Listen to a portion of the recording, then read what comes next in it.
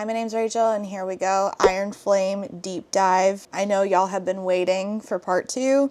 I'm thankful for your patience. This series is ridiculous, and I feel the need to detail for hours and hours how. There was so much potential, and it was squandered for hundreds and hundreds of pages. So let's get back into detailing exactly how it did just that. Where we left off is Zaylin. That's a character in this book. Certainly no. Zayden and Violet, our main characters, are interrupted as they're on their way to the magical thing called a forge that is located at Basgiath War College, and they're interrupted by our mustache-twirly bad guy who got shoved into this book assumedly last minute. And Violet is on her way now to the special training, aka being tortured, which is this book's version of seer training, which is a US military thing. So she's going to be tortured by the bad guy for school, and she's holding back literal secrets that her non-boyfriend has been telling her, I can't tell you any more of because I don't want you to spill information. And she's like, yes, but have you thought about the fact that I want more information? In the last episode, we talked in depth, or at least I suppose you could say we tried in vain to understand what a frickin' forge is. And I even made this handy thing so we can try to draw our way to an understanding about what the heck is going on with the magical items in this book. I think that the process is that they need to use dragonfire to smelt this alloy, but they have to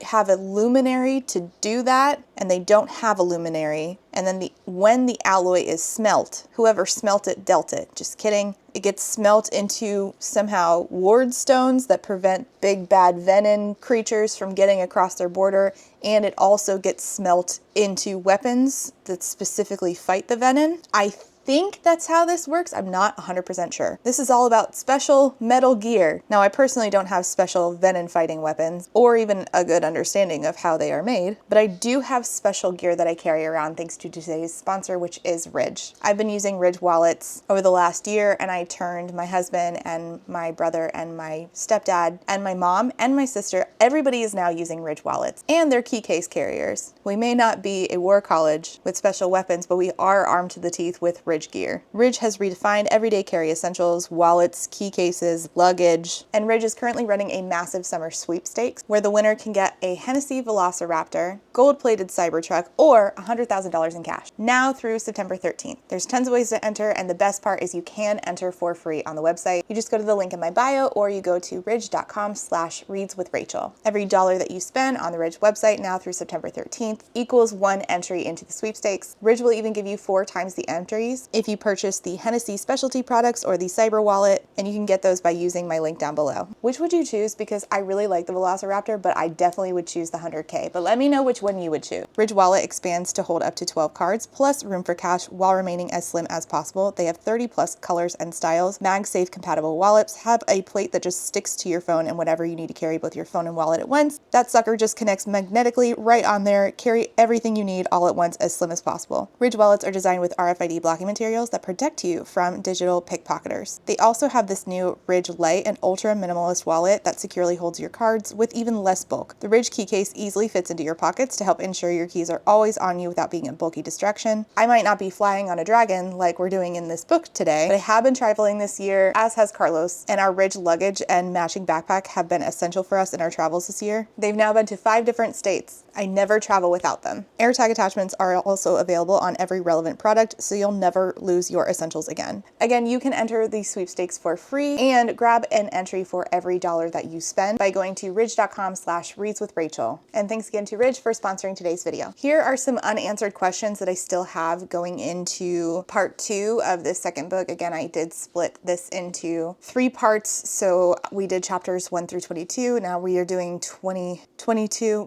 We did like 21-ish chapters. Now we're doing 22 through 44, I believe, and then 45 through 66. So here's some unanswered questions that I still have that I did not have despite finishing all of Fourth Wing and the beginning of Iron Flame. Is there a secondary army? Why let children who are enemies, children like, you know, the traitors, into a leadership role? Why allow them into the flying part of the army at all? Why not just relegate them to the infantry? Why does the military allow dragon riders to have unique uniforms and hair? Why is conformity only for the infantry? Why isn't uniformity important? Wouldn't that create bonds and efficacy in the wing by making you all sort of feel like you are the same, you are part of a unit, you have camaraderie. How has Violet literally never seen Xaden despite living at the military college for years and years of her life, and he has at least been there the last 3 years? She goes to a tree and climbs up it, one that she's very familiar with, and he just happens to be holding a meeting with other rebellion kids at the same time at this same tree. They've never run into each other before, ever? Why would this army, this country, allow liabilities into the war college at all? Like, Jack arrives and just shoves people off parapet. That doesn't make him a liability to the wing. Does that selfishness and inability to cooperate with others not make him a liability? As far as the religion, Violet in the beginning prays for calmness. Why doesn't she ever pray again? Why does she lift facts? There's no real good answer for this other than Rebecca can't figure out a way to info dump other than to have Violet list off facts. And this is supposed to make Violet appear smart, and yet when situations come up where Violet should be asking very basic questions, she just doesn't even think to ask them. It says that they send the best and brightest to be dragon riders, and then it says that they send also the rebellion kids. Why don't they send the best and brightest to a different job? You're willing to kill off your best and brightest? Why is the rules around when you can and cannot kill each other so arbitrary? You can't do it while you're asleep, but you can do it during sparring, except when you can't,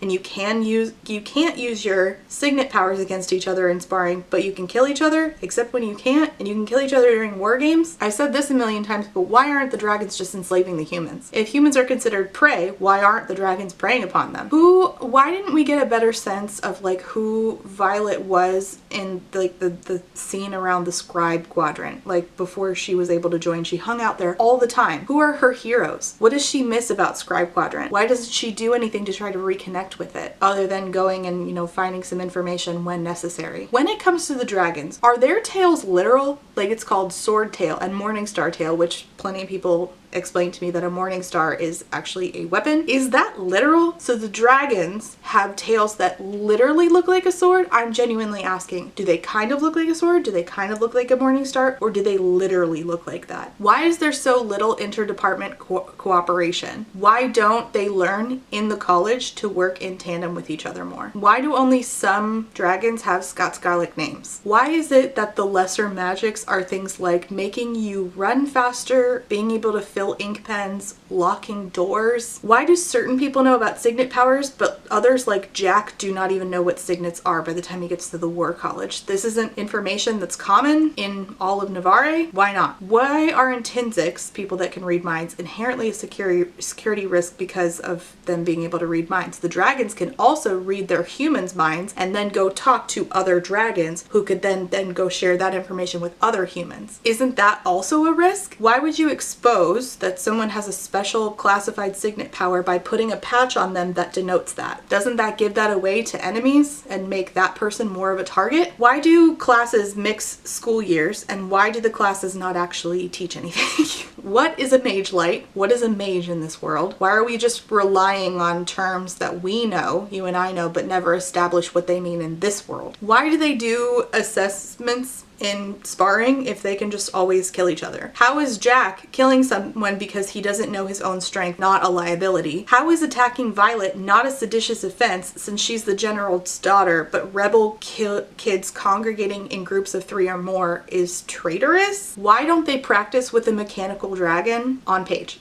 They have batteries in this world. You don't have a mechanical dragon? You have an American Ninja Warrior course. You don't have a mechanical dragon that we can practice on and see? And instead we're getting scene after scene of Violet talking about how her scalp is itchy because Xaden just entered her room again. But we don't have time for trying to learn how to ride a dragon before we get on a dragon to make it our best chance at staying alive? Why are the Feathertails among other dragons if Feathertails abhor violence? Do they learn to like violence? How? Why are orange dragons more unpredictable? What is it about them that makes them more unpredictable? What are the beliefs of this society as far as religion? And how does that interact with the dragons who think of the human gods as puny? How is it that no one saw Tyrn, Violet's big black dragon, huge black dragon, for the last 5 years if he is enormous and his mate has been stationed there for at least 3 years? Because Xaden and her bonded 3 years ago. And Tyrn and Scale, his mate, Xaden's dragon Scale, cannot be separated at least for more than 3 days. right? So if nobody has seen Taryn in years before he shows up to bond with Violet, how is that possible if Scale, who he cannot be separated from, has been at the War College for the last 3 years? How has anybody missed him? He's obviously had to be around, right? So how was nobody seeing this enormous black dragon if his mate was there? Why does Violet never think to ask Taryn more about her brother? Why does Violet never think about her brother? But if you do happen to think about your brother, a great chance for you to talk to somebody about your brother is to somebody who knows him. Who around her happens to know him? Her own dragon, who she bonds to, who was bonded to a guy named Naolin, who died 5 years ago, who was friends with Brennan. Naolin tried to save Brennan's life and died in the process. Taryn must have been there. He must have known Brennan if his rider and Brennan were friends. So why does she never think to ask Taryn about her own brother, who she missed, allegedly? Why is this book being written by Jacinia and translated like it's a history book, but this is a first-hand account, which includes scenes of Violet getting horny because of her dragon? Does history really need to know that? Why is Violet unwilling to kill to save her own life, despite being brought up in a culture that depends on the murder college's existence? And this would put her in conflict with her own sister, and we would presumably talk about that at some point. Why isn't she even willing to kill to save her own life? When she's attacked in her room, she doesn't do it, Xaden does. Why does she value life in a way that the culture at large does not? Did her dad instill this in her? If so, why don't we talk about her dad's conflict with the culture at large more, or at all? Does this affect her relationship with her sister who does kill people? Does she think less of her sister? Her dad says you're not like other girls. That includes his other kids. Did he think less of his own kids? The dragons are okay with a book that is a handwritten manual on the personal habits and flaws of all active dragons. The dragons are okay with that existing? A book that exists that has personal information about them that they don't have control of when they're super secretive about their feather tails and their Imperium? They're okay with this book existing? Also, what is an active dragon? As in active as in alive, or active as in bonded? It can't be alive because they didn't know that the golden dragon existed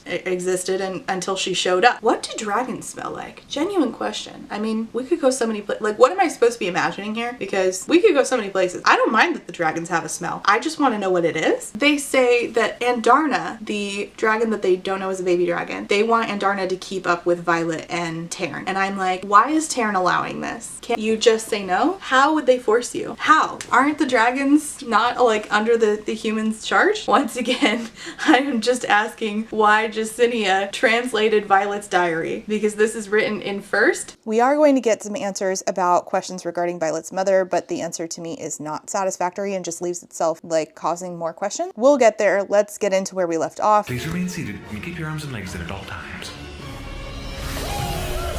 We're jumping back in at chapter 22. The key can be found in my desk drawer. As far as secret phrases goes, that one is laughably uncreative, but nevertheless, it's the one I'm quietly given after we enter the training facility. So she and her comrades, so Riddick and her friend, I already forgot her friend's name, Rhiannon. Riddick, Rhiannon, Sawyer, her squad, they are all doing this special second year training. And they're in this secret place. The entrance is so well hidden in the cliffside under the foundation walls of the quadrant that I've never seen it in all the years I've lived here. That does not surprise me. You don't seem to catch much. It's remarkably accessible for its intended purpose. Yeah, I'm sure it is. The purpose of this exercise really is to teach you how to survive capture. The next couple of days are instructional only. It's an assessment, says one of her professors. He tells all of them to eat and drink. You won't have the opportunity once we enter the scenario. Also, there's a patch up for grabs if you manage to escape, though from what I hear, no squad has managed it in the last decade. I bet you they'll be the first, because they're the first to do everything. So they're given food and water, and it says that Sawyer parcels out the food onto the 4 plates we've been given, which is a nice change of pace where we're using parcel out correctly, because I remember earlier in the book we used parcel out in a way that we meant parse, but I digress. Statistically, 5 second years are alive in each squad at this point, I say, reaching for one of the mugs on the tray.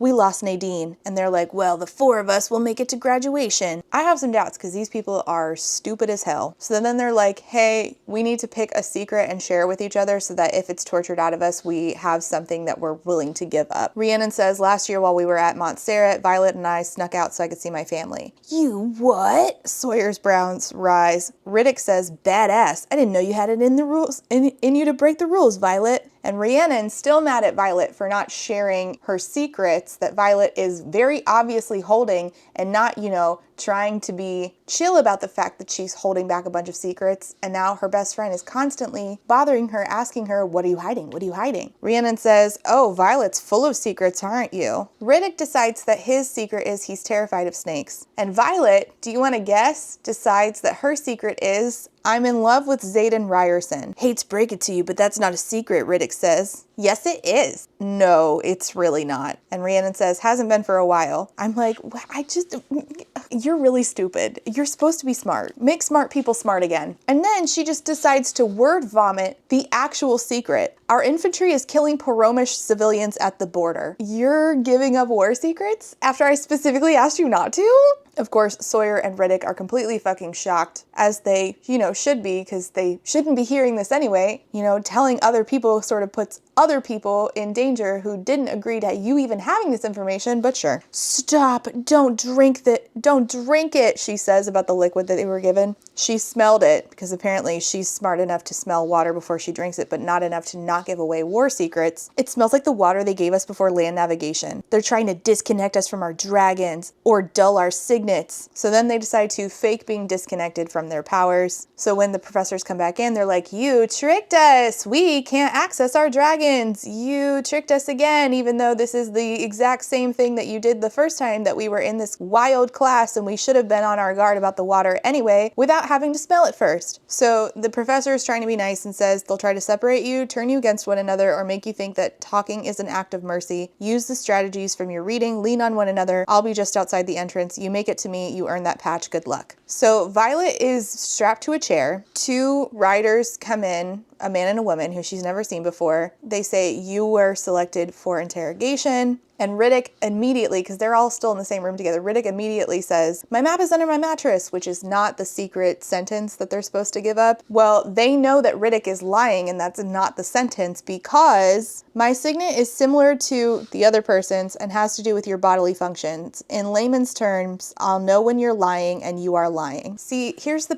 problem with overpowers like this. It's the same issue I had in Powerless. If you have people who know when people are lying, that is a trump card for basically everything. Because a lot of what we're doing in war and politicking in this book relies on people lying. And if you have somebody who can say they're lying immediately, that is a trump card. That means lying won't work in most situations if that person shows up. So then you better have a damn good reason for why that person isn't being utilized regularly. By all accounts, it doesn't make sense. Of course, Varish, the mustached twirly bad guy, shows up and he's like, your interrogation's taking too long. They're like, we're just using the standard tactics, sir. This is my area of expertise, interrogation, and I have just the thing to crack them in record time. I believe you all know Wing Leader Atos. Here's another trump card. Wing Leader Atos, who can touch you and get your memories from you. Now, it makes a little more sense with Wing Leader Atos because we made him into a good guy. Ultimately, he just wants to do the right thing. In his case, sure, that makes sense, but you're gonna have to explain to me why it is that if leadership is lying to these people who have this signet, who are running this interrogation, why they are not starting to feel like, hey, why is my leadership lying to me all the time? Are they just bad? That's boring. She reaches out to Xaden through Mindspeak and says, hey, Dane's here. And he says, I'm on my way, in her head. You guys are in a crisis. I'm on my way. Dane is upset because regulations state that riders should be healthy before beginning interrogation assessment, and Cadet Sorengale is clearly not healthy. Varish said, such a rule follower. Regulations say they should, not that they have to be. It's more realistic that a rider would be wounded when captured. Yeah, that does make me wonder who wrote these standards and why they don't take things into account like that, but alright. He says, while we're waiting for our guest to arrive, you should practice on her. So this is a setup to try to see if Violet can still call Xaden in, and Violet figures that out, and she's like, Xaden, you can't come. Varish knows that we're still connected, and if you show up, you'll prove it. Then again, Varish could just ask, and then she would be able to not lie because he has 2 lie detectors in the room with him, but okay. If you come in here, he'll know I have something to hide, and this will become a real interrogation. I don't understand why he can't just do that right now. All right, whatever. Varish tells Dane to use his, memory sucking, get the memories out of your head so he can know the truth power on Violet. Dane says, my signet's classified. And she already knows what it is, Varish says, doesn't she? That's why she's so angry with you. She blames you for what happened to her friend. Griffin. It's amazing what you can learn by simply observing. Yeah, Violet, could you take notes? Dane says, I'm not doing this. This is what your signet is made for. You're the first line of defense, Atos. She could be a Paromish spy or a Griffin rider. You could save the entire kingdom just by plucking secrets from her memory. You can see what really happened on that day when the 2 marked ones were killed by Griffins. Wasn't it, Cadet Sorengale? The truth is waiting, wing leader, and you're the only one who could see it. See, apparently they don't know Dane very well because somehow he ended up a good person despite being raised by this empire who continuously makes bad people who just choose being bad for the hell of it. And so if Dane sees those memories, it is going to confirm that the Griffins did not in fact kill her friend, but in fact creatures that the Empire's been lying about existing killed her friend, and therefore Dane's gonna turn. And if Varish knows this, then why doesn't he just tell Dane and get ahead of it? Be like, well, yeah, the Venin exist and she can't know about them because she's siding with them. What are we doing? I need to see a logical trajectory for why Varish is doing the particular things that he's doing. You could learn what it is she sees in him, why she chose him over you. Don't you want to know? All the answers are right there. You just have to know where to reach. Dane says he won't participate in this interrogation because she has a prior injury. Varish says, fucking rule follower, back to typical tactics, I guess. So he breaks her bones and then calls in Nolan, the healer, to fix her. And he's going to break her bones over and over again, call Nolan in, have him fix her, and then just keep going and repeating that process. And Nolan tells her he wants whatever it is you know, Violet. Is it worth holding on to? Is it worth watching your squad mates tortured? And she nods yes. And I'm like, okay, but then why did you give up that information to them immediately when they asked, hey, what's your secret? Why did you not lie? Make something up. Make something up for your squad mates so that they can tell They hear Nolan and Varish talking, and what they're talking about eventually is going to get revealed, that they're talking about fixing Jack. Remember Jack, the bad guy from the last book? Yeah, he's still alive, but it's a little more complicated than that. So apparently Nolan and Varish are in cahoots about Jack, and this is sowing the seeds for that. Rhiannon says, I think we need to get out of here. I really think that Varish is trying to kill Violet. Riddick says, what the hell does Violet know that we don't? If I told you, and trust me, I've considered it, you would be the one strapped to the chair. I'm not about to let that happen. And Sawyer says, maybe you should let us decide what risks we're willing to take. I just want to remind you that she already told you. I don't know how you forgot, but she literally said it. Sawyer has some sort of, melting power, I guess, or firepower. So he goes to the door, hot metal drips down the edges of the door, heat prickles along my ribs as they're leaving. It's the same feeling I get when I walk through the wards on my door. I look down, the dagger closest to the door handle is hot and tingling. I pull it from the sheath, bumping against the door handle as I brush my thumb over the decorative pommel. That sentence was so long. Metal clicks against metal, but we all turn to look at the lock. Knives don't open locks, but the heat and tingling sensation are gone. So I don't know, this was written so weirdly. Something about the door handle was hot, and then the knife, and then she grabbed the knife, and it's the decorative knife, and then she opened the door with it, but knives don't open doors, she thinks, but this one did. And now the heat and tingling is gone. It's coincidence. It has to be. Magic isn't tied to objects like that. I mean, why can't it be? I don't understand. Isn't technically a forge a magical object? I don't understand. Chapter 25 has an excerpt starting the chapter that says, if we ever choose to invade enemy territory, and which we don't, I would choose Zolia as my first target, take out Cliffsbane Academy, and you take out years of Griffin riders in one strike. And this is an excerpt from a memoir by Lieutenant Panchek, who I honestly forget who that is. Chapter 25, Rhiannon's like, where did you get those knives? Violet says, Zayden, he had them made for me, which is a lie. So they did in fact break out of there, and Professor Grady is like, oh, you broke out.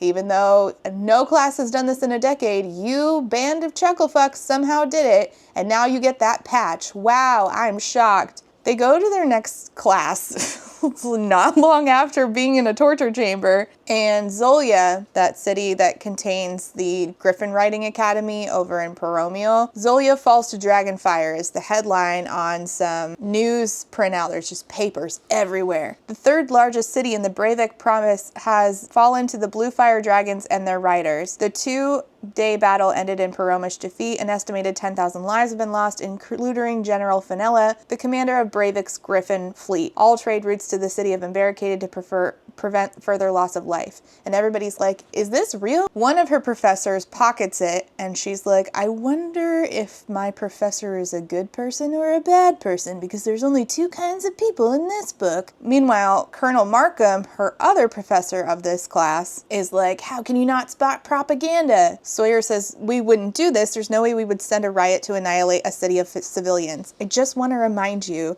that logically he should be thinking, didn't Violet mention something like this when we were in that interrogation room? I could swear this sounds familiar, but nope, he just magically forgets that Violet said anything at all about that, actually.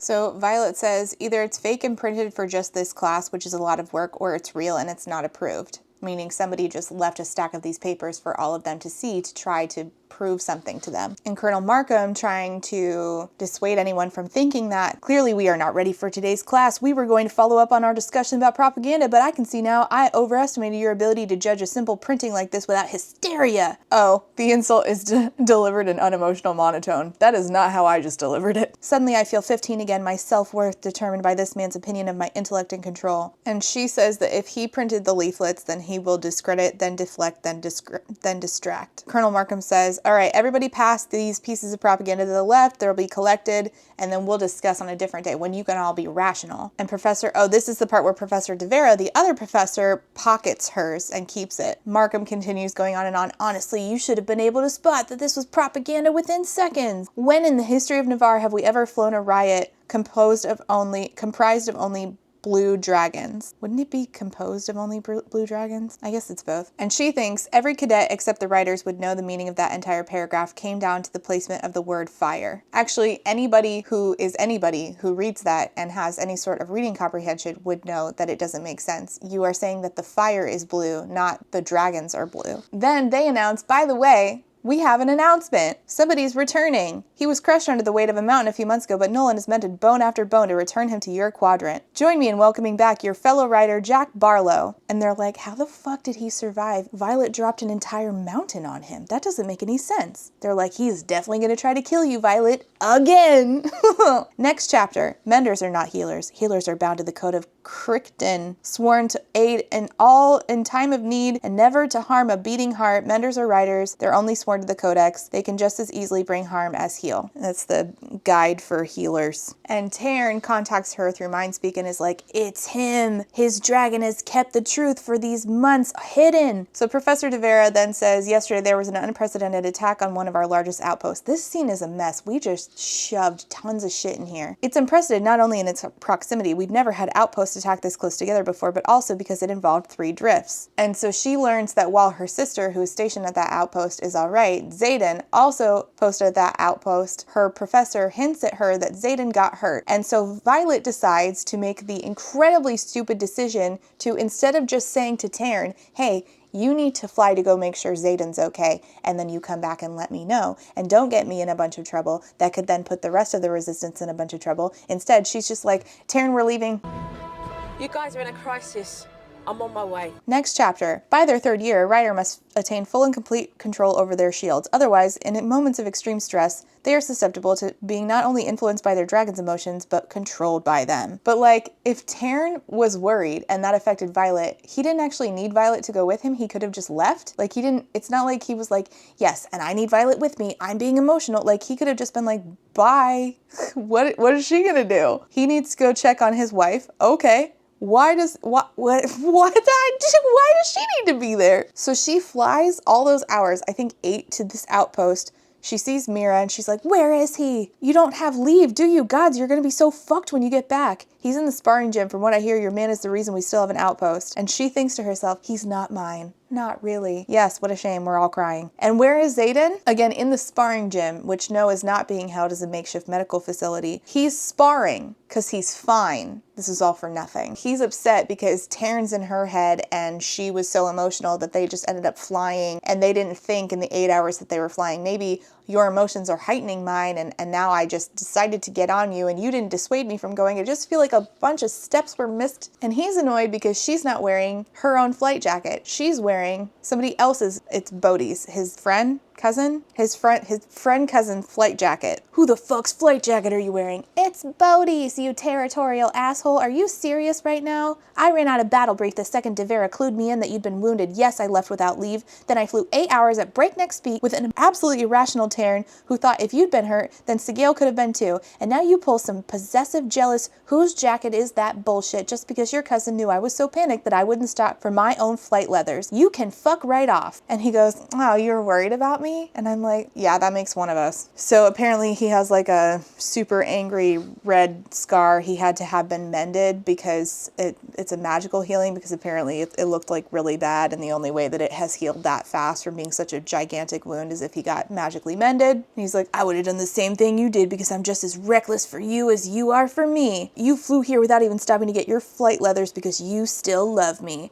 And then they're making out. He groans, his arms surrounding me, and the kiss becomes exactly what he called himself, reckless. The feel of his tongue flicking against mine, then claiming, stroking, is a flame to a tinderbox, and I catch fire. I'm gonna start making a list of other words that are in spicy book scenes. I'm going to start adding the word claiming because I just feel like every single book is using that. I know Sarah J. Maas uses it in like every single kiss scene. There's a wild carnal edge to it that makes my mouth curve against his, makes me bolder. I sweep my hand between us, then sigh. He's hard for me, the length of him straining against his waistband as I squeeze. How low is his waistband? What? And then they start to argue. I can't always be the one fighting for this while you invent new ways to hesitate or tell me no, Zayden. You either want me or you don't. You just had your hand wrapped around my cock, Violet. I'm pretty sure you felt how fucking bad I want you. Gods, I'm the only one fighting for this. I told you I'm not using sex as a weapon to get you back. And she says, you'll just weaponize it with your little rule to make me say the 3 words I'm not ready to give you. He says, you told me that you can't separate emotion from sex. Remember? She says, maybe I'm learning how. He says, maybe I don't want you to. I want the woman I fell for. It kills me every time I have to keep my hands off you. Every night I lie awake next to you, both blessed and damned with the memory of how hot, how wet, how fucking perfect you feel when I'm losing myself in you. Oh my God, I can't stand these people anymore. When I do sleep, I dream of the sounds you make right before you come and the way the blue in your eyes outshines the amber right after, all sated and hazy. I wake up starving for you. This isn't me denying you or manipulating you. This is me fighting for you. And she's like, oh, you want to fight for me? Then take a chance without knowing how I feel. You want my heart back? Risk yours first this time. Choose, Zayden. You can let me walk out the door, or you can be the one who takes what I'm willing to give this time. This is really immature. I'm gonna do the same thing you used to do to me. And then she lets her hair down and shakes it out because he told her in the last book that if she ever wants to win an argument, all she has to do is let her hair down. Are you trying to bring me to my knees or win the argument? And she says, yes, I don't want you. I need you. Those are your 3 words. That's all you get. Take me or leave me. And he fuses his mouth to her, and the fire that had banked during our argument flares back to life, even hotter than before. Even hotter than I remember. Fuck, you feel like silk. Hot, slick silk. Hot, slick silk. Ugh. I've waited forever to touch you. Gods, look at you. You're all I'm ever going to want. Just you. Just this. Just us. Kill me. Oh, and here's a fun part. This is fun for me, not for everybody else. We're a frenzy of questing hands and mouths. Remember Tangle of Tongues and Teeth from the last time? A tangle of tongues and teeth. Somebody put it on a book cover. Well, funny story, somebody did make that into a book. Not a real book, just a concept. Huge shout out to Jin for making this. Everybody say thank you, Jin, in the comments. Now it's a sequel. We're a frenzy of questing hands and mouths. How exciting! I love a sequel. We struggle out of the rest of our wet clothes. I wrap my fingers around him, bringing the head of his cock to my entrance. Oh, there's the word entrance. I'll die if he makes me wait any longer. I won't survive another breath without him inside me. However much you think you need this, need me, I need you more. There's nothing like this in the world. I'm sure of it. I don't know. Have you ever gone to an ice cream place and had them give you a warm brownie with fresh vanilla, like in-house churned vanilla ice cream right on top? I think it's just as good.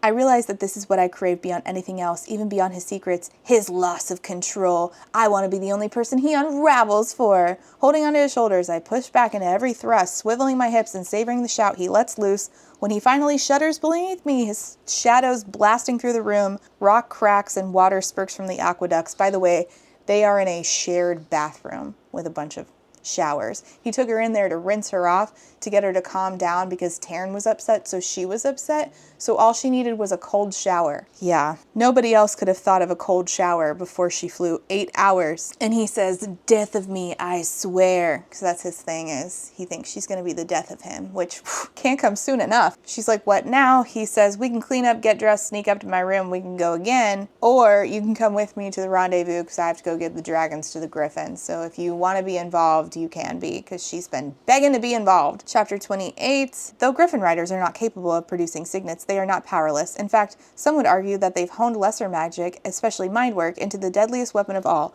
Underestimating that is an error. They go on their dragons to meet the griffins. Nobody likes each other in this situation. They're just sort of in a tentative alliance against the venin and the wyvern that the venin fly on. So 7 griffins show up. She recognizes one of them, which is Serena, who fought with her and the rest of them when they were fighting the venin and the wyvern in the last book when Liam died. The younger woman walking on Serena's right is dressed in a paler shade of brown than the others. She looks to be my age and shares enough of Serena's favorite features that they could be related, cousins or even sisters. She's the kind of beautiful that would normally lead to positions in a king's court or on stage in the theaters of Chaldear. My chest tightens. The way she looks at Xaden isn't just doe-eyed. There's an unmistakable longing there, a hunger that has me blinking. And Xaden's like, hey, do you want to explain why the fuck the griffins attacked Samara where I am stationed? She's like, I don't control every other grift. I just mashed griffin and drift together. Perfect. And she's like, we need more weapons. And he's like, I can't give you more weapons. These are powering our wards, which keep the venin out. Our wards? Since when do you sympathize as Navarian? At least you have wards, Xaden, says the girl on the right, the really beautiful one. The way she used his name, they definitely know each other. In your chain of command or not, the second I hear of flyers actually stealing daggers from outposts or any Navarian wards being weakened by flyer thievery, I'll cut off what shipments we do have coming your way. She says, okay, then you're gonna condemn us to death. Violet chimes in saying, you'll condemn us all to death if you take down the only wards that are standing between the venin and the hatching grounds at Basgaev. And I hate to say this, but Violet's right. But the thing is, like, I don't know how they didn't naturally reach that conclusion on their own. The really beautiful girl's name is Kat, and she realizes that this is Violet Sorengale, and she's now staring daggers down at Violet Sorengale. She shifts her gaze to Xaden and says, she's striking, I'll give you that. Violet's in her monologue says, what the fuck? This is so childish. Xaden says, don't. This is a war. People die in wars. So if you're asking if I'd rather your people die than mine, my answer is obviously yes. It's foolish to think we can save everyone. We can't. So they're discussing completing the forge, which again is this thing where you use all these steps to create these things, including ward stones, so you can power the boundaries to keep the venin out. Kat says, you've had not one but 2 chances to acquire the luminary that Viscount Tecarus has, and it's not like you haven't had what he's asked for both times. And Xaden says, nope, that's out of the question. Kat says to Xaden, you're willing to let our entire kingdom fall prey to these monsters because you're what? Smitten? Please, I know you're better than that. And Violet's like, what the hell are you talking about? And again, put 2 and 2 together. Your smitten is the reason why you won't give Viscount Tecarus what he wants. Who's he smitten with, Violet? You. Clearly this has to do with you. So just ask, what does this have to do with me? That's the easiest question. Don't make your main characters not understand context clues. I am begging you to not have your characters do that. Pick up on basic teeny tiny details that are in there that give away the majority of the information, or write a sentence that does not give away the majority of the information, because if the main character is playing catch up to me, I have lost interest. The forge is our highest priority. As soon as we secure a luminary, we'll be operational and able to supply you in full with weapons. Until then, there are 23 daggers in these bags. There's supposed to be 24, but he says I need one of them. We're all that stands between them and you. You know that, right? Or are you still hiding your heads in the don't tell us too much in case we're interrogated sand like you were last year? That's all hyphenated. Serena says to Violet, tell your dragon he's still the scariest fucking thing I've ever seen. Violet says, I would, but it would just inflate his ego. Serena says, let's go, Catriona.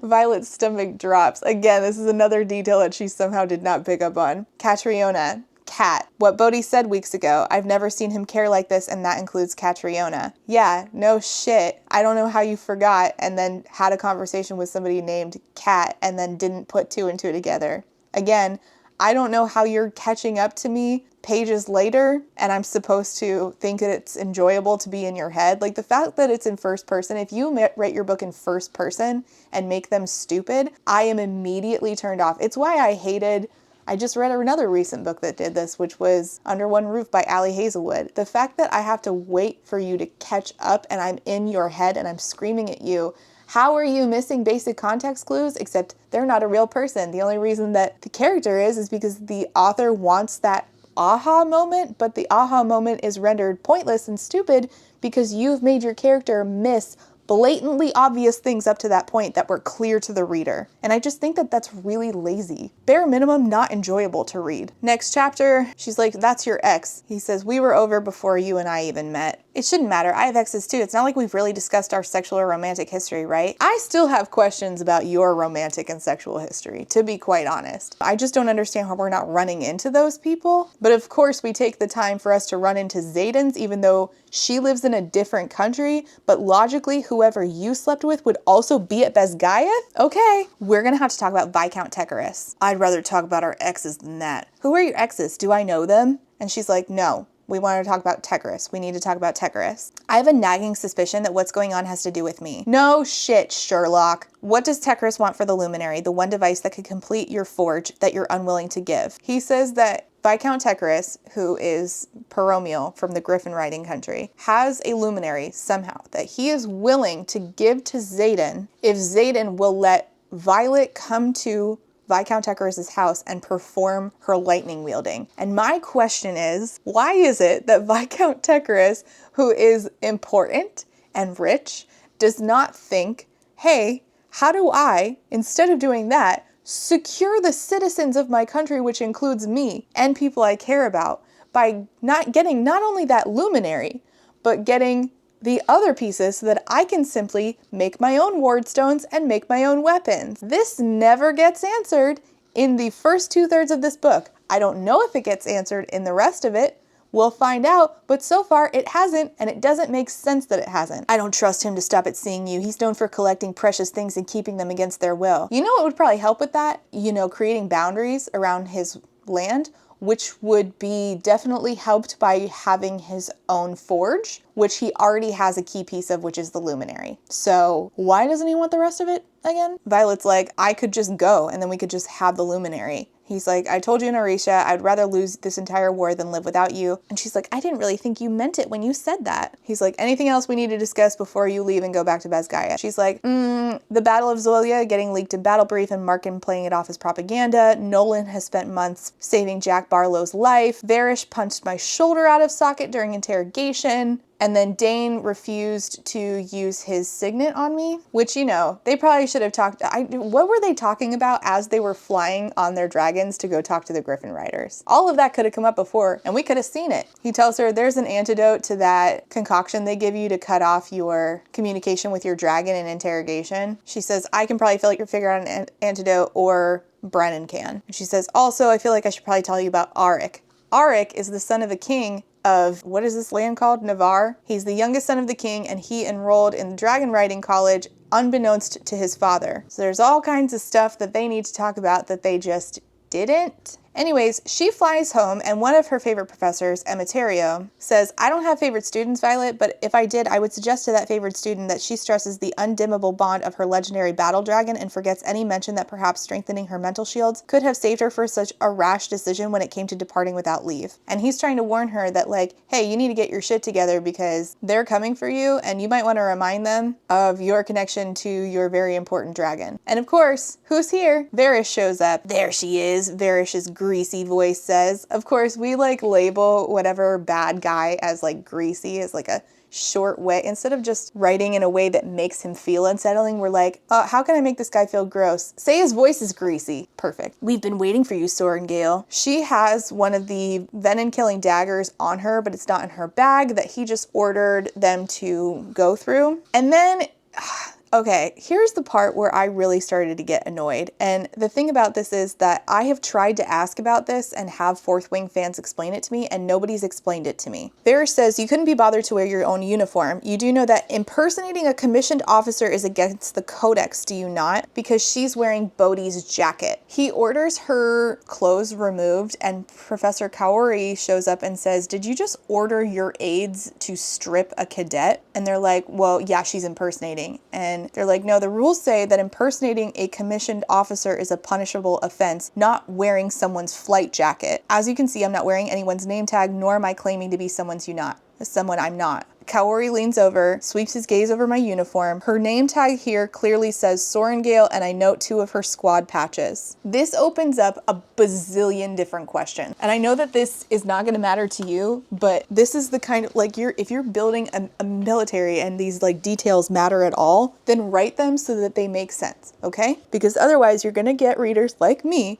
who read these details and don't gloss over them and think, wait, but that's not what you said before. And the point of reading fiction is immersion, and you want to do the best of your ability to create it that it's so immersive that I don't think, wait a minute, this isn't happening. This is a lie. And these key details have now broken the immersion for me. In the last book, it says, appreciative murmur when they reveal the uniform of one of the infantry and professors fully intact with something riders never bear a name tag. That would grant any enemy access to our outposts given the rank on the shoulder. Now, first of all, that sentence is very confusing in the way that it's written, but it's also confusing in the information. You don't wear name tags, but if you did, that would grant an enemy access because the name tag also has the rank on the shoulder. You don't wear name tags ever, but you do have special patches that denote someone having a classified signet power like Dane has. How would just a name tag get an enemy into an outpost? Does this imply that if they have their uniform, they can get on base, but if they have a name tag, then you'll know, oh, that's one of our enemies because we don't wear name tags? What do you mean? Okay, so in the comments, people said, okay, but that's only for cadets. And I keep asking and nobody's saying. And my question is, where does it say that? And also, how does that make sense? If this is for a security reason, then that means that cadets, so if you're right, and I'm genuinely asking here, cadets then would have a different uniform, yes, than other people. Because I don't know if you know how military uniforms work, but that piece right there that you attach a name tag to, the name tag has to be stuck to something, and that's Velcro. So does that mean that everybody's uniform has a blank Velcro piece that used to hold their name tag when they were cadets? Or do cadets have entirely different uniforms? In which case, could she be impersonating somebody if she's still wearing a cadet uniform? How could she be impersonating a commissioned officer if she's still wearing a cadet uniform? But if it's not that, and it's just that cadets only wear name tags, then how is there not a rule around not leaving base with your name tag on? Because they specifically said that the reason that no riders, it says riders never wear name tags. Something riders never bear a name tag. That would grant any enemy access to our outposts given the rank on the shoulder. Not some riders wear name tags, not riders wear name tags when they're cadets, but never again. It says riders never bear name tags. So isn't it logical that if a rider who is a cadet, if that's the rule that only the cadets wear name tags, then wouldn't it be that if they leave base with their name tag on, that could get them in trouble? Because wasn't the whole thing, it's a security thing, so if they have a name tag on, then that could breach security? And if that is the case, then why is it that Varrish was sitting here doing this BS, you're impersonating a commissioned officer thing, and instead just saying you left the base with your name tag on, and that is breaking the rules and a security breach because name tags are not supposed to be anywhere outside of Basgayath? If that is the rule, then why did he even need to do the impersonation thing? He could get her in trouble for something she wasn't supposed to do. On top of that, I just want to point out real quick that I still don't understand the commissioned officer versus enlisted thing in here, because there seems to be no enlisted in this setup at all. But then again, if nobody wears name tags, again, wouldn't that mean that the name tag would be out of place? It's like... Okay, I tried to make a comparison, but I got really rambly explaining. My comparison was that this is a typical U.S. Navy uniform. You have U.S. Navy, so you denote which branch you are. You have certain patches depending on who, which squadron you work for. You have your last name and you have your rank either on your shoulder or on your chest, right? Okay, so in the military, they don't In the Rider Squadron, I don't know. In the Basgiath military, this does not exist. However, they do have special signet patches depending on what signet you have, like a classified signet. So I don't know how they wouldn't use that as a way to get on base if you're an enemy, but I digress. My point is, if this is the typical uniform and this would help you get on a military base, right? If I decided to add on here under this person's last name, add on the base that they're at, like a patch that denotes like and says right here what base they're at rather than like putting it on their shoulder in a squadron, that would be suspicious. Anybody who's in the US military who sees that would be like, what the fuck is that? That doesn't look real. That looks out of regs. That looks suspicious.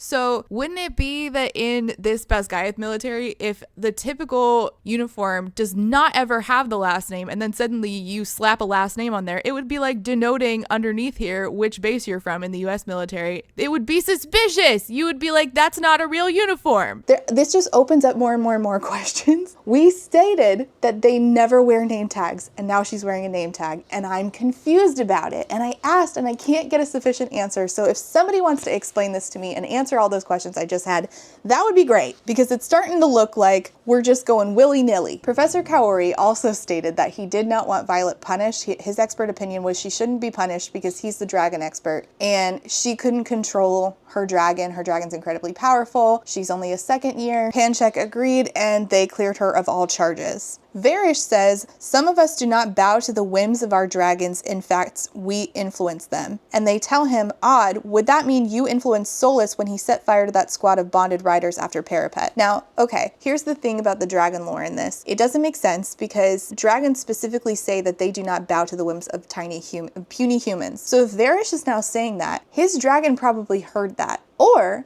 at least, Violet's dragon did and can tell Varish's dragon that. So the dragons themselves communicate with each other.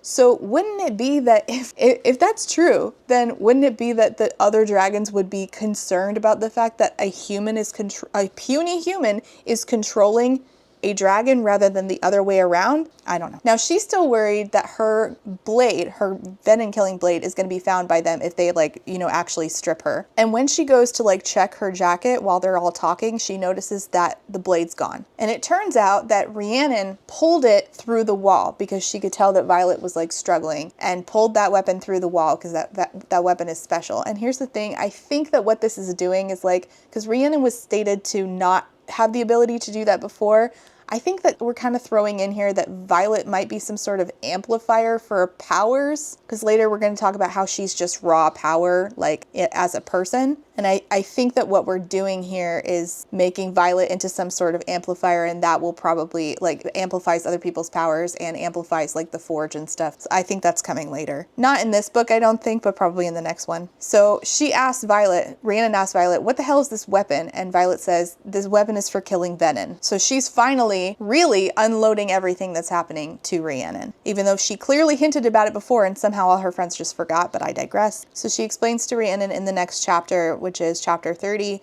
I explain the wards, even the theory that Navarre Norse had to lure the venom. Oh no. Navarre knows how to lure the venom. The rest spills out of my mouth in a deluge of words as they stare at me. Oh, it is Rhiannon and all the rest of their friends. Great. Their expressions varying from shock to disbelief. Rhiannon was like, so I was right. Liam and his dragon were not killed by Griffin. Riddick asks, are you sure the dragons know? So they all reach out to their dragons and they're like, yep, the dragons know. So you're telling me that at no point you could have had a conversation with your dragon about the propaganda in class, and your dragon might have wanted to say, hey, so blue fire dragons actually means the venom and the wyvern. Just FYI. Since we're bonded, I just thought you should know. Nope. Apparently, everybody has dragons that want their humans kept stupid for no logical reason. If we're gonna do that, at least make the reason make sense. And the reason that we're given is ridiculous to me. Terrence says the Empyrean is split. Some of the dragons want to act and others don't. Without the Empyrean taking an official stance, none of the dragons are willing to put their riders in danger by telling them if they don't already know. How is telling them putting them in danger? Because clearly there's an empire willing to kill people who know this information. That's the clear and present danger that your rider's in. Wouldn't you want to, I don't know, warn your rider and say, hey, maybe we should get the fuck out of here and be around people who won't kill us just for knowing information. Sure, I guess. Again, the dragons, none of them are loyal to the Empire. They're their own thing. Even if they're split, it doesn't make sense for them to be like, I'll just let the Empire lie to my rider, it's fine. Like, that doesn't make sense when the Venin are coming and they will kill the baby dragons and the eggs. So why are they split? How does that make sense? They say they can't keep a lie this big. That's impossible. Sawyer says, living in Lucerys, I promise you the only news we got along the coast came from what the scribes pulled out as official announcements. It's as easy as Markham choosing which news gets published and which doesn't. We aren't even open to trading vessels from the Isle Kingdoms. Yeah, I'm going to shift to this setup for a while. She tells her friends and they immediately take it super well because of course they do. Not a single person that she could have possibly made friends with would be anything other than perfect. They ask, how long do we have until the Wyvern and the Venin are at our borders? She explains, some say a year, some say we have less. And they're examining like the complications of this, of how like their friends and family are living in like, you know,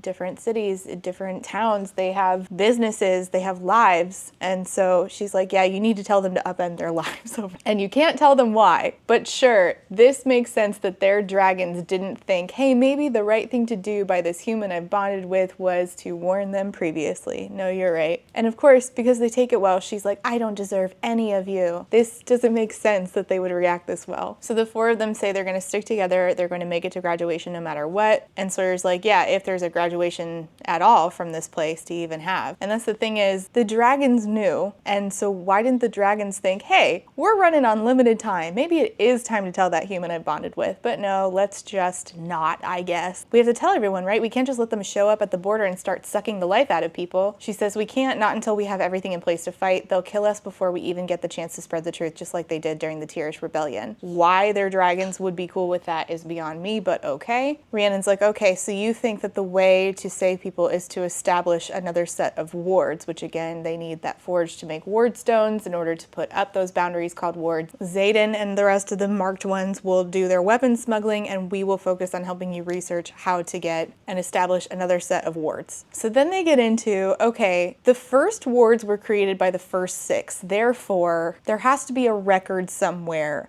of the first 6 creating these. She says Jasinia's been looking but doesn't have any access to classified material, and everything I've read has been edited or redacted during translation, including an account from the first of the scribes. It's like they hid the knowledge when they changed our history, which I think happened about 400 years ago. Again, why the dragons didn't think that this was pertinent to tell their own humans is beyond me. What we really need is a primary source. I doubt the first 6 sat around writing, but Riddick says actually they kept journals. And at this point, he says, wait, do I actually know something about the archives that you don't? I do, don't I? And I'm like, oh, so we just directly yoinked this out of National Treasure? How fun. We didn't miss it because... But you don't know this?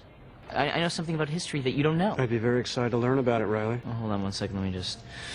I'm just taking this moment. This is... Because he knows that there are personal journals from the first 6. Lyra's and Warwick's journals are here, at least according to a classified ledger in your mom's office. And she's thinking Jasinia would have known if we had those books, let alone in a sub-level vault. My father would have told me, wouldn't he? And Riddick's like, well, the scribes have kept all these secrets, and I doubt that they're just willing to pass around information to second years, let alone anybody who's not enrolled. And I'm like, yeah, Violet, I feel like if you had thought for 2 seconds, you would have come to that conclusion on your own, but apparently you don't. Imogen, one of the marked ones, is annoyed that Violet told her friends the secret about the resistance, and Imogen ends up having to tell her own girlfriend, Quinn. Of course, Quinn took it well because nobody that these people associate with could possibly feel conflicted and feel like they have to choose their families and what they know over the unknown. Okay, so Violet's walking through the Riders Quadrant, and infantry is not supposed to be in the Riders Quadrant. She runs across this person named Aya, and she's talking to Aya, and all of a sudden, a couple of infantry guys show up, and Aya's like, hey, I'm on watch, and you guys aren't supposed to be here. This is the Riders Quadrant. They end up killing Aya, and they come for Violet, and she's like, oh, you're about to kill me? Let me guess. Secrets die with the people who keep them? Because that's what I was told with the last person who tried to kill me. It's not as original as you think, she says. It's nothing personal, the soldier says. It's just money. And if she dies, she knows that Xaden, Sigale, and Taryn will also die because they are all connected. So whoever's sending her to be murdered either doesn't understand that or forgot or doesn't care. I don't know. I don't really understand if it's somebody from the dragon riding college, if why they would be willing to lose two of the most powerful dragons that they have. But all right, she's about to get murdered by this guy and somebody comes to her rescue, and it's actually Jack Barlow. Chapter 31. Everyone thinks most riders cadets die from dragonfire. Truth be told, it's usually gravity that gets us. Page 47, the Book of Brennan. Remember Brennan? He hasn't showed up in a while. I just think it's really interesting that her brother has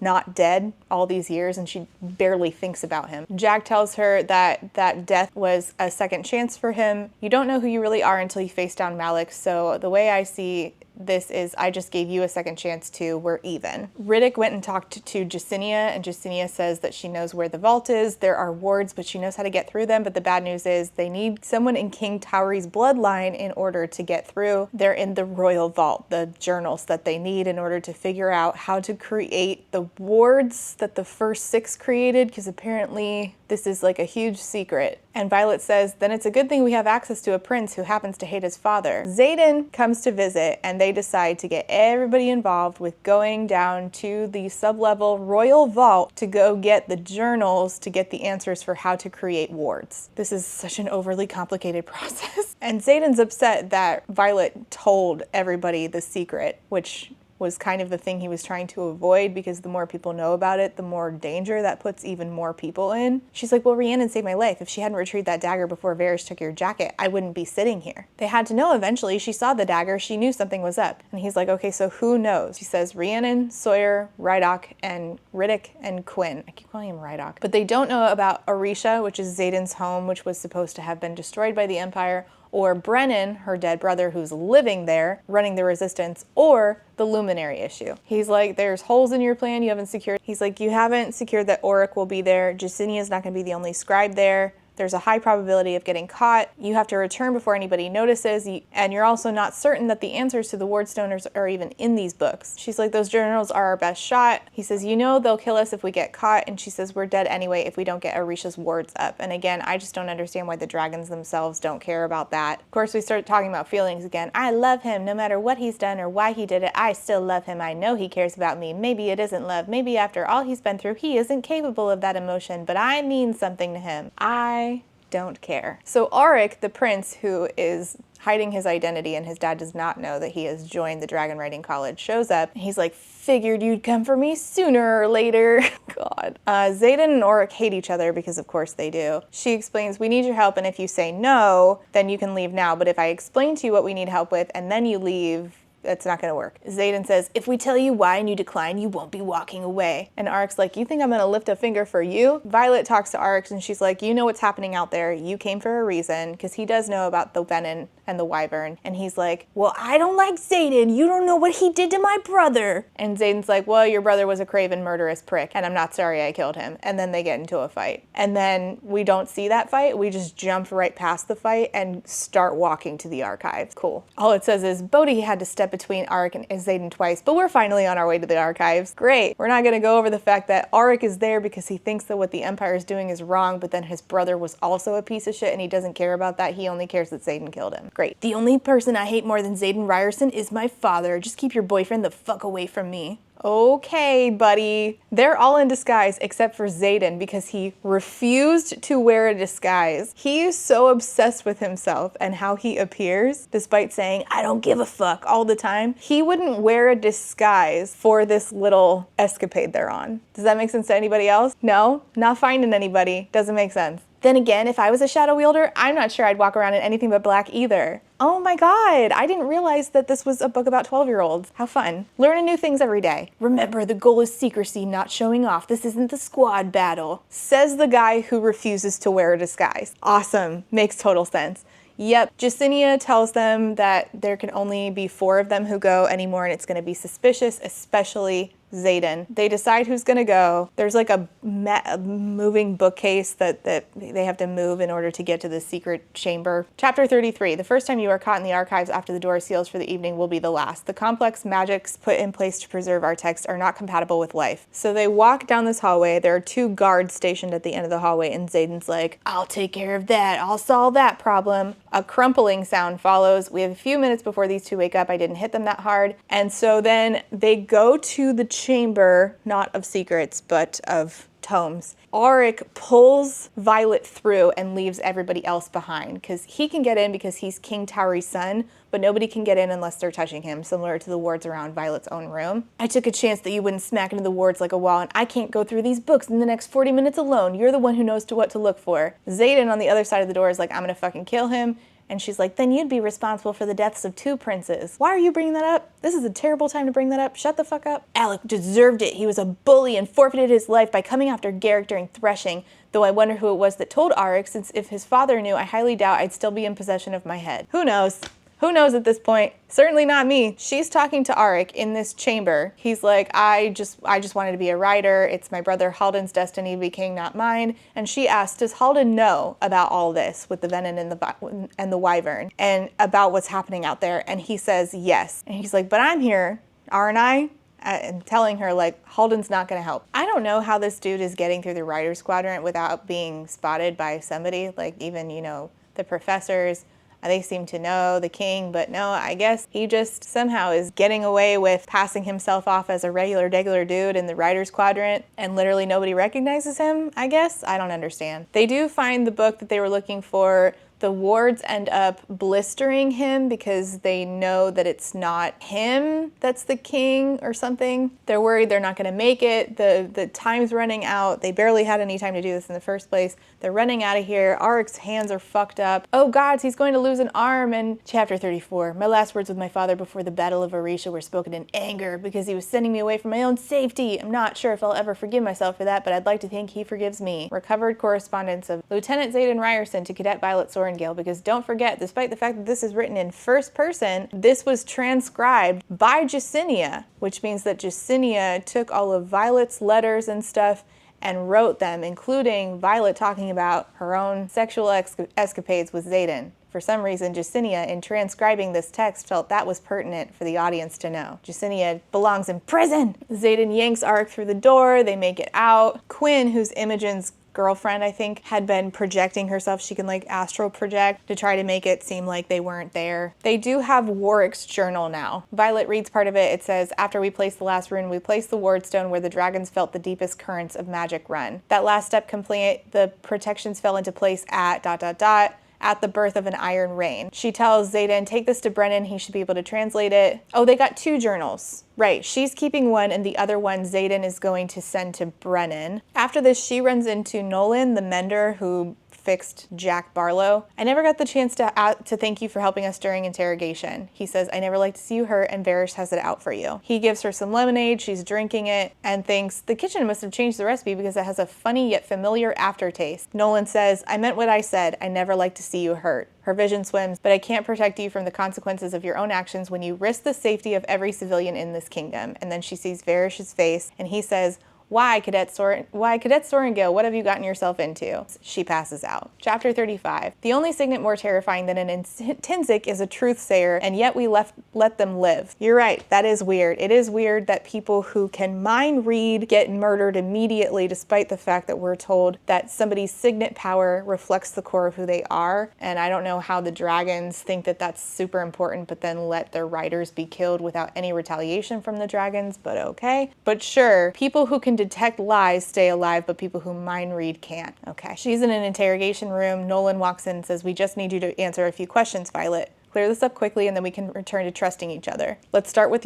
why you stole Lyra's journal. And they know that they were in there because the wards alerted Colonel Markham, who is the scribe colonel, who was actually her mentor. But we never saw that. They don't have any relationship now. We're just told that he used to be her mentor. We want to know how you did it, who you did it with, and most importantly, why. She says, it would be impossible for me to breach a royal ward, seeing as I'm not a royal. So her idea for how to deal with not lying is to just state facts instead of answering questions with a yes or no. And I don't know how people who are supposed to be smart, and this is supposed to be their job where they're interrogating you, would not see through that tactic immediately, but all right. But instead, Nora just says, she's telling the truth. Nora can detect lies. My signet detects lies. Tell one and I'll know. That wasn't a lie. It was just skirting around the details you want to know, which if you were competent at your job, you would know. Like, this is like parenting 101. Like, if I tell my kid, hey, did you brush your teeth? And they're like, well, I didn't eat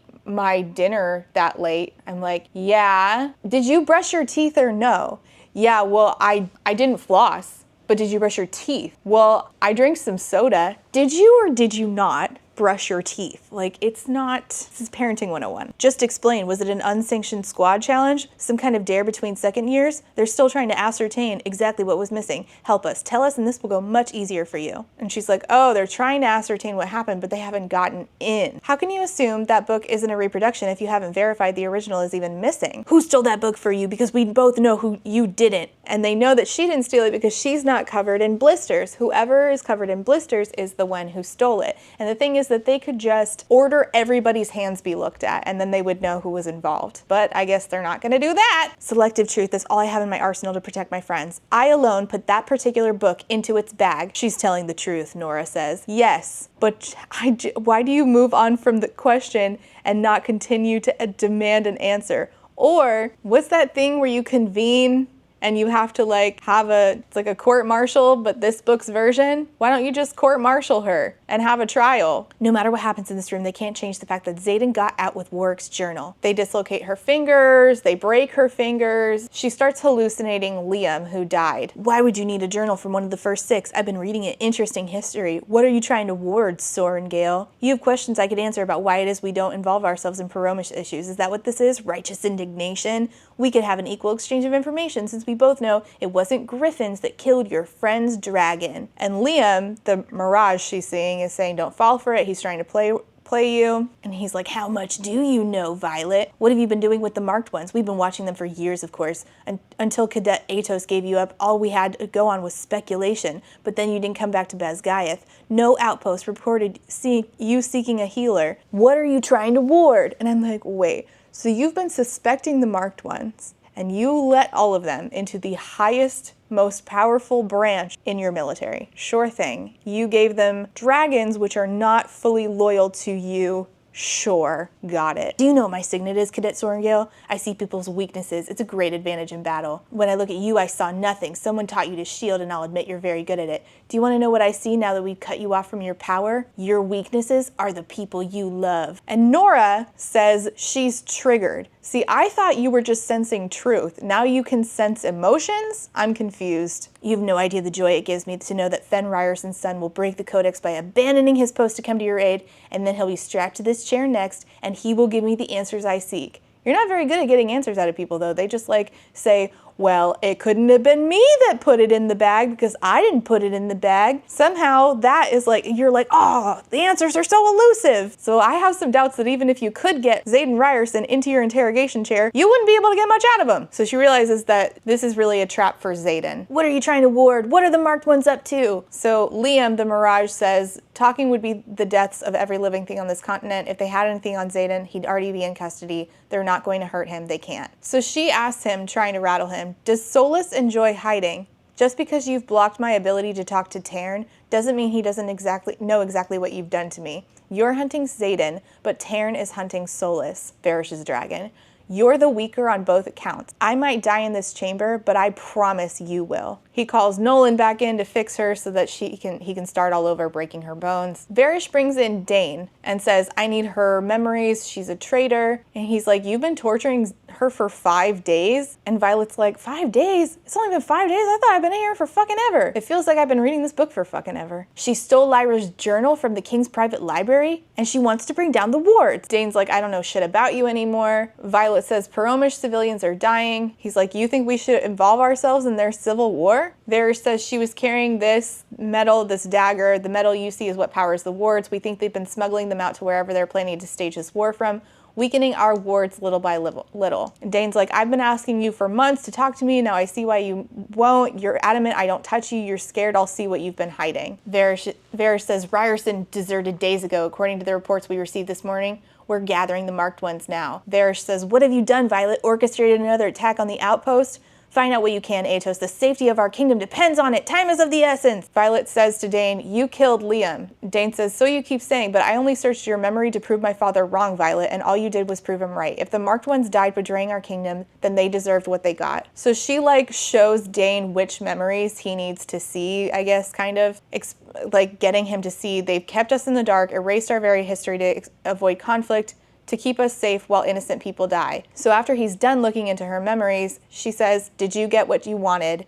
And he says to her, you're smuggling weapons, stealing our weapons to aid another kingdom? He grabs the knife from Varys to compare it. He says, I want to compare it to the one I saw in the memory, the ones they're stealing from us. And Varys is like, don't kill her. We need to find and question Ryerson first and use her as leverage. Dane says, you should have just trusted me, Violet. None of this would have happened if you just trusted me, and now it's too late. He attacks Varys, grabs Violet, tries to get them out of there. He says to Nora, the interrogators, let us pass and you'll live. And another voice comes in and says, I make no such promises. And that's when she sees gold-flecked onyx eyes, of course. She tells Xaden, don't kill Dane. He saved me. Varys, still alive, says, your father will be so disappointed to Dane. Dane says, if he already knows what Violet showed me, then I'm the one disappointed in him. And he drives the blade into Varys' heart. So they killed Varys. So that guy was only present for half this book. Great. And Violet's like, you're about to lose everything you worked for because of me. Which is true.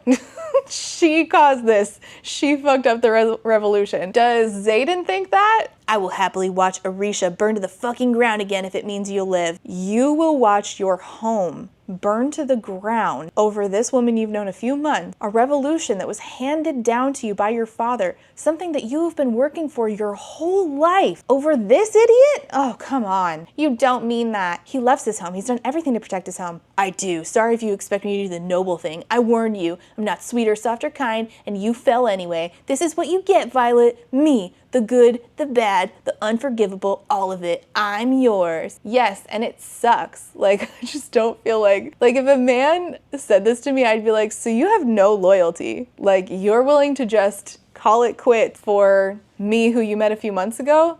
That doesn't instill confidence in me. That doesn't make me feel like, wow, I'm special. That makes me feel like, what other idiot would you do this for?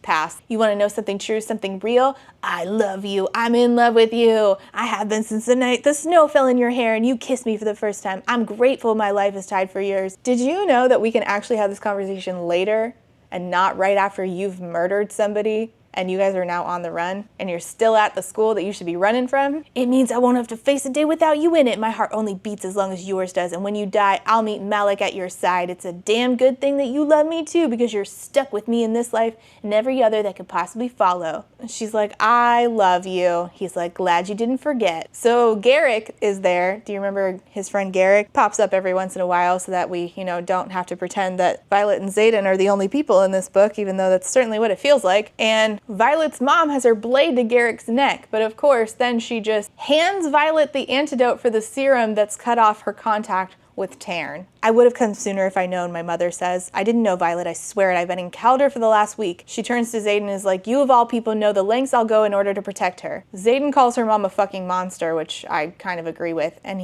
she's like, but she's my mother. You've known what's been happening out there for all these years. And her mom says, when you have children, we can discuss the risks you'll take, the lies you'll be willing to tell in order to keep them safe. Isn't Violet's most clear and present danger not in fact the Venin, but in fact the Empire that you work for? She says, it's not right to leave Paromial defenseless. Her mom says, I never said it was. And I knew you'd never seen it our way, never agree with our stance on self-preservation. Markham saw you as his protege, the head of the scribes, the only applicant he thought smart enough, clever enough to continue weaving the complicated blindfold chosen for us hundreds of years ago.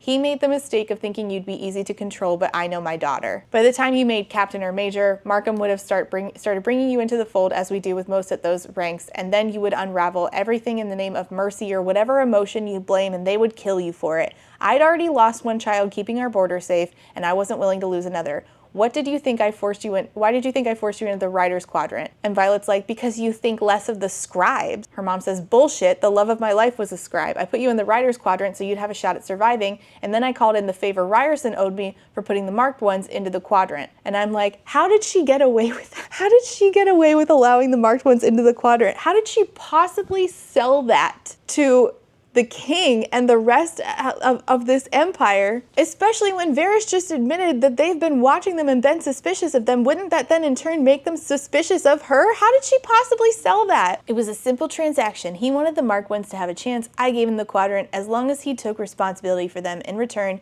for a favor to be named at a later date. You were that favor. If you survived Parapet on your own, all you had to do was see that no one killed you outside of challenges or your own naivety your first year, which he did. Quite a miracle considering what Colonel Atos put you through during war games. Violet is shocked by this and she's like, you're alive, aren't you? Though I'll admit I didn't foresee the mated dragons or whatever emotional entanglement you've involved yourself in. That's disappointing. It seems by putting you in the writer's quadrant, all I did was hasten our own end. And so the war of the father becomes the war of the son. It is you, right? Stealing the weaponry, arming the very enemy, trying to rip us apart. And he's like, yeah, regret letting me into the quadrant yet? And I'm like, yeah, I'm positive that she does. I don't understand how she got away with that in the first place. I don't understand how she didn't think, hey, I let you be in the quadrant in exchange for a favor. And now suddenly that you're here, weapons that previously were not getting smuggled out are now getting smuggled out. Could you maybe tell me if that was you? Like, I feel like this is really stupid. So her mom, lets them leave and she tells Xaden, we need to give everybody a choice or we're no better than leadership. They can either desert this Empire's military and join us in fighting the Venin with Poromiel, or they need to stay here. And the dragons will vouch for the ones who want to leave for the right reasons. So the dragons will vouch for people now, but we don't use the dragons. Okay, you know what, never mind. And Dane starts to explain to everybody, leadership is trying to hide the bodies of over a dozen wyvern. The wyvern and the venin are real. If you don't believe me, ask your dragons. If their dragons even agree to tell them, somebody says. Taryn says that the Empyrean, which is the meeting of the dragons, decided that it's going to be up to each individual dragon. They will not interfere, nor will they punish those who choose to leave and take their clutches and hatchlings with them. Somebody named Heaton gets mentioned. I don't know why. I just highlighted Heaton draws their axe at the base of the steps. The purple flames dyed into their hair, matching the shade of my pinky finger. I'm like, why do I need to hear about Heaton and their purple flame hair? Why did I need to know about that? Also, why does this feel like a middle grade book again? She tells Taryn, her black dragon, hey, can you share the memory of Ressin, what happened at Ressin, how Liam actually died against the wyvern and venin? It's the easiest way for everybody to have the same information. So now they all have this information, which I don't understand how she couldn't have just advocated for that to happen and then everybody would have had to be like, all right, well, that's what the dragon says and puny humans have to listen to dragons, but all right. Whatever you decide in the next hour to determine the course and perhaps the end of your life. If you come with us, I cannot promise you'll live, but if you stay, I guarantee you will die fighting for the wrong side. Professor De Vera decides to join them and says, we won't stop you. In fact, some of us have been waiting to join you. I'm the one who left all the news about Zolya all over Battle Brief. And I'm like, wait, so you left it, but then you pocketed an extra one? You didn't think that you needed to save one in the first place? So that was just written there so that it could be a clue that she was gonna desert later? Okay, sure. My question at this point is not about any of these people. My question is, where's Jack in all this? Where's Jack Barlow? Anyways, 200 dragons and 101 riders, nearly half the quadrant, are leaving, and more are coming with their hatchlings on a slower route. They show up at Orisha and meet up with her brother Brennan, who lives there with the rest of the resistance in secret. And she's like, Brennan, you did say you needed dragon riders, right? Part 2 of the book. Not part 2 for us, because we're in part 2 right now, but this is now part 2 of the book officially. In this new chapter, we are in a sex scene. I slide my hand under his waistband and wrap my fingers around the thick length of him. How is every inch of this man perfect? There has to be a flaw somewhere. You're not even recovered for the things I want to do to you, he growls. My core clenches at the warning, the promise, whatever it is. I want it. I want him. You have to stop or I'm going to lose it on you. Wow.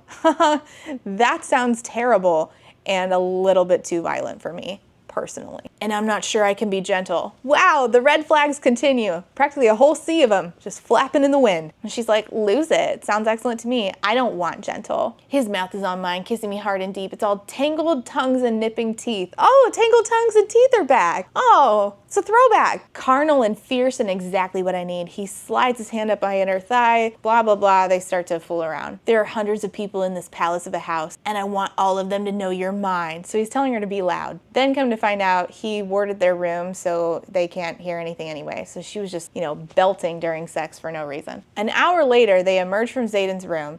There's cadets everywhere. There are 100 barracks rooms between the top floors, and that doesn't account for the family quarters on the second floor. Auric is there, the king's son, so he has not only deserted his school, he has deserted his father, the king. But he doesn't want anybody to know that he's the prince, so Violet says, sure, we're not going to tell anybody, that's your secret. The council that runs the resistance, the revolution that Xaden is partly in charge of, is really mad. One of them is like, you've exposed everything we've worked for. We need to talk about your choices, Xaden. I don't know why the general's daughter is here. And Brennan's like, okay, I'm here and I'm the general's son, so let's chill out. What's done is done. You can stay in here and chastise us all day, or you can figure out what to do with the hundreds of riders we bought you. 100 riders we bought you. You didn't bring us riders, you brought us cadets. What the hell are we supposed to do with them? I'm like, what the fuck do you think? Train them. They're like, you brought Dane. They said he's confined to quarters until we can ascertain his loyalty, as are the scribes. And Violet says, okay, isn't Kath, Dane's dragon, enough to vouch for Dane's loyalty? And I'm like, yes. So, Violet, mayhaps, you could have asked long ago, your dragon, have your people call Dane's people. Why didn't you ask Taryn to talk to Kath and see if y'all could work something out? No? Okay. They're like, okay, well, Jacinia and Dane are staying, sequestered until we figure out where their loyalties are. She says, well, I have Warwick's journal. And they're like, we don't trust you. You may have just led the king and General Melgren right to us. We don't have wards. We don't have a forge. And now we have children running amok in the hallways. And Xaden's like, well, first of all, bitch, this is my house and I don't ask permission to have anybody at my house. And it's at this moment that Violet realized, oh my God, the empty seat in the 7 seats, the empty one, the 7th is Xaden. I knew this was his house, but it never really registered. I'm shocked. Something didn't register for you? Oh my gosh, it's not like that's an ongoing problem. Violet's like, we didn't just bring you riders, we also brought you 4 professors. Violet's other dragon, Andarna, has been completely MIA because she's been in the dreamless sleep, which is something the dragons do when they age up. Well, suddenly Andarna is now awake, and she talks to Taryn about Andarna. Andarna's wings are not quite correct. Part of the webbing never pulls taut. And Darna says to her, I'm not broken any more than you are. Taryn explains there are many reasons younglings do not leave the veil. The mass expenditure of energy in Resin forced her into a rapid rate of growth. If it had happened here or at Basgayath, where she could have been quickly safely sheltered for the dreamless sleep, perhaps she could have grown as usual. But they had this day of flying where she flew between Resin and Eurasia when they went and fought the Venin. She woke up several times, and that seems to have caused an issue with the way that she grew. There is a second set of muscles along the fronts of our wings that formed during growth. Hers did not. The elders believe she'll still fly in time, but she will never bear a rider, and Brennan cannot mend her. Talking about the wards, she says that the first 6, she thinks, practice some kind of blood magic. So they're still trying to translate it and figure it out how the first 6 created the wards in order to replicate the process. They are setting up their own war college, trying to train these students. Her brother Brennan, who is going by Lieutenant Colonel Ashery, takes the role of scribe quadrant curator. She feels sad that Professor Kaori, the expert in dragons, didn't come, but he said that his place was with the Empyrean. Wait, I'm not sure if Kaori went with them or not. Actually, my note, I wrote this a little confusing. Oh well, disregard, who cares? I don't think Kaori even is important for the rest of this video. They get some updates from Navarre, and they say that as far as they know, the public does not know that the majority have deserted, and that, still don't know that the Wyverns and the Venin are a thing. And the good news is that all of the riders who left, somehow their families haven't been targeted, and they're reaching out with offers of sanctuary, which is probably a terrible idea, because I feel like that would lead the Empire directly to knowing that Orisha is still well and alive, but okay. They've been too busy cleaning up the mess Ryerson dumped at the border to bother with us. Yeah, Zayden made a huge mess at the border and dumped a bunch of information saying, hey, by the way, the wyvern and the venom are real and they are gonna come kill you, and the Empire has been lying to you about it, before he flew back to go kick Varish's ass, which Dane did for him. Some of the writers are like, when do we get to fight Venom? And they're like, you can fight them when you graduate. Before you graduate, you're going to learn how to take on a Dark Wielder and survive, Brennan says. It requires a different style of fighting, honing your signets, which you may have noticed are a bit testy up here in Orisha, and that's because they do not have a ward to amplify powers. Flyers are dangerous, but they're not the enemy you've been raised to fear, though some are still hostile towards us, as evidenced by the attack on Samara 4 days ago. So they're having to unlearn all that they've learned about the Griffins being the bad guys. So they're basically doing what they used to do in their battle brief class. They're just doing it with less Empire propaganda now. Tarn then mind speaks to Violet, and he's like, Silver One, a riot approaches. A riot is a bunch of dragons. A drift is a bunch of griffins. So a bunch of dragons are coming, and Sawyer's like, shortest revolution in history. They're thinking that the Empire has come to take them. And then he realizes that Mira's dragon is the one leading the riot. And she's like, oh shit. Is Mira coming to kick our ass? Mira shows up and she's like, Zayden came to get me. I don't know why you guys are so up in arms. Mira gives her a hug and is like, I'm really sorry I wasn't listening to you. I know you tried to tell me, like, hint at this in Samara, and I wasn't listening. You stole half of Bazgai's cadets and you killed the vice commandant, but I didn't know about any of this. I swear I didn't know. Not until the wyvern were dropped at the gates of Samara by Zayden. Mom arrived about 10 hours later and told me the truth, told all of the riders the truth. She probably figured there was no lying her way around a dead giant wyvern. She gave us an hour to decide, and half of us chose to leave. Leadership decided letting us go was a safer choice than letting us stay and talk the others into leaving, or worse, leaking information, and it wasn't really our choice. Violet briefly thinks, why would Mom and Melgrim just let all of these riders go? Which, great question. It doesn't get answered though, because Mira spots Brennan, who, you know, is their brother, and she did not know that Brennan was still alive, and she punches him in the face. Chapter 39, the blood of the life of the six and the one combined and set the stone ablaze in an iron rain. The journal of Warwick of Lucerys. So I just want to point out to you what it says right there. The blood of the life of the six and the one combined. How much is 6 plus 1, guys? You're right, it's 7. Good job. Violet's gonna forget how to do that basic math in a second here. Brennan's like, damn it, Mira, I think you broke my nose. And she's like, shut the fuck up. You fucked us. That was so shitty. You let us watch our mother become a shadow of herself.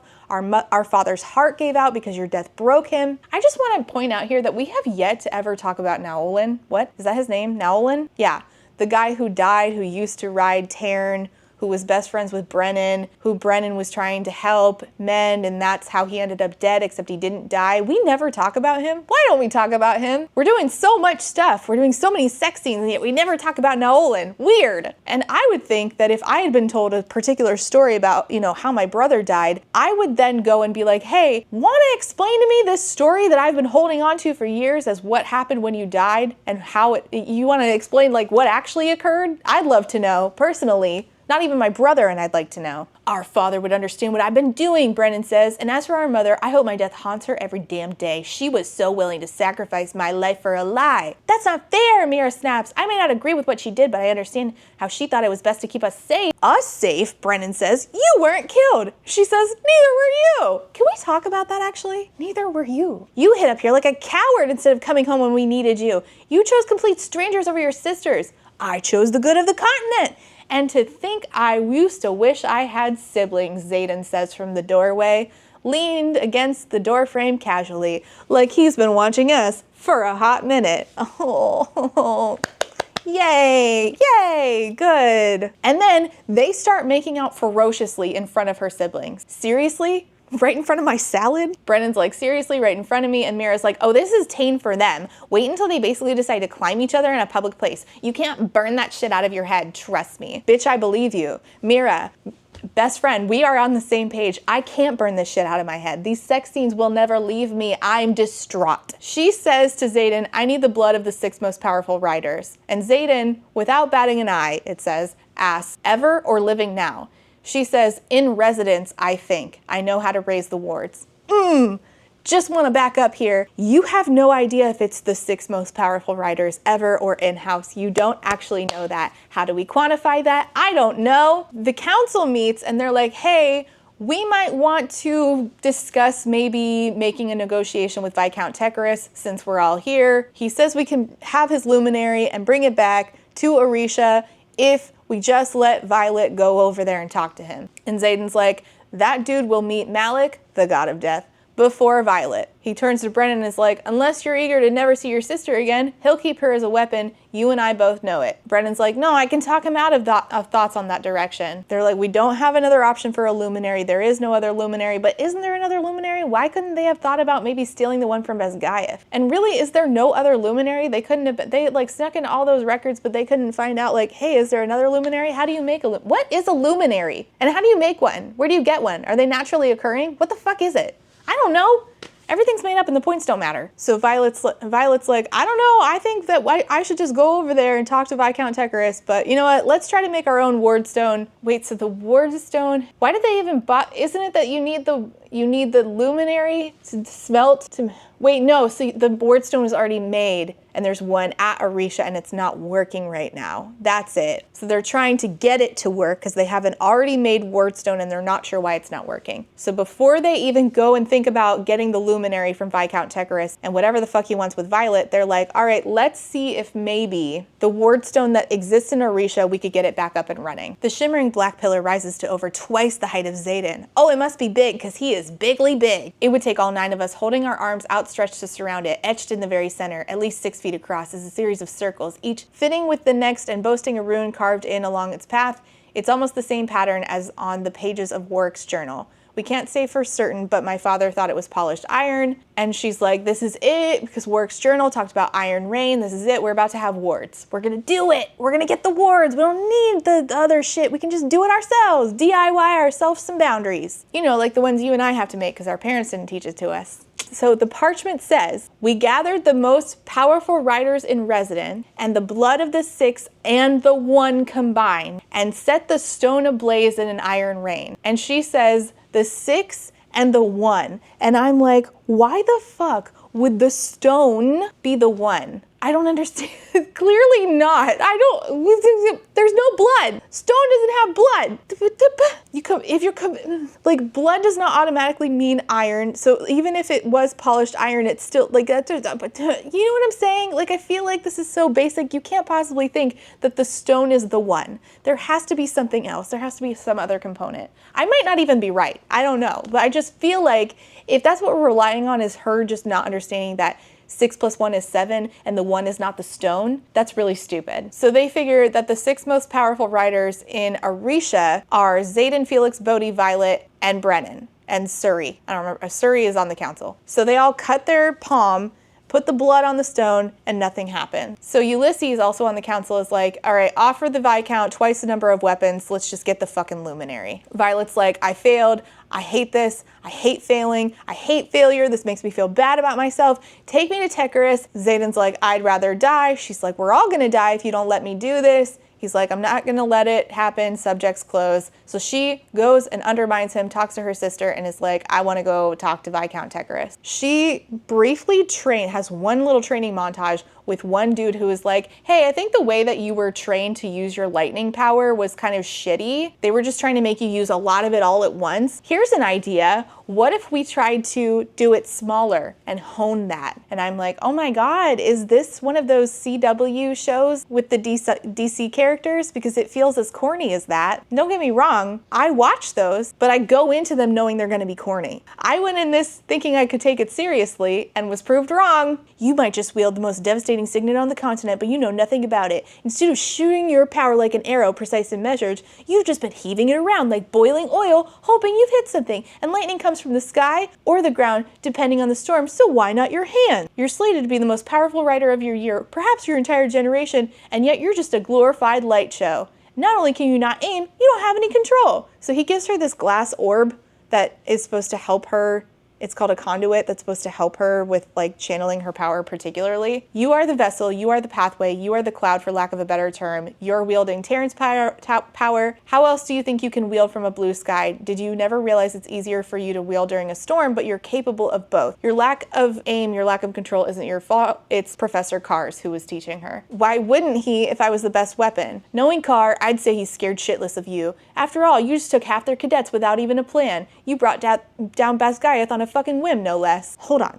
Wouldn't they do everything in their power to make it impossible for cadets to end up like her? Wouldn't they try to ingratiate themselves with cadets, or at least feel like the cadets need them in order to secure long-lasting loyalty to the Empire and not have kids end up like Violet?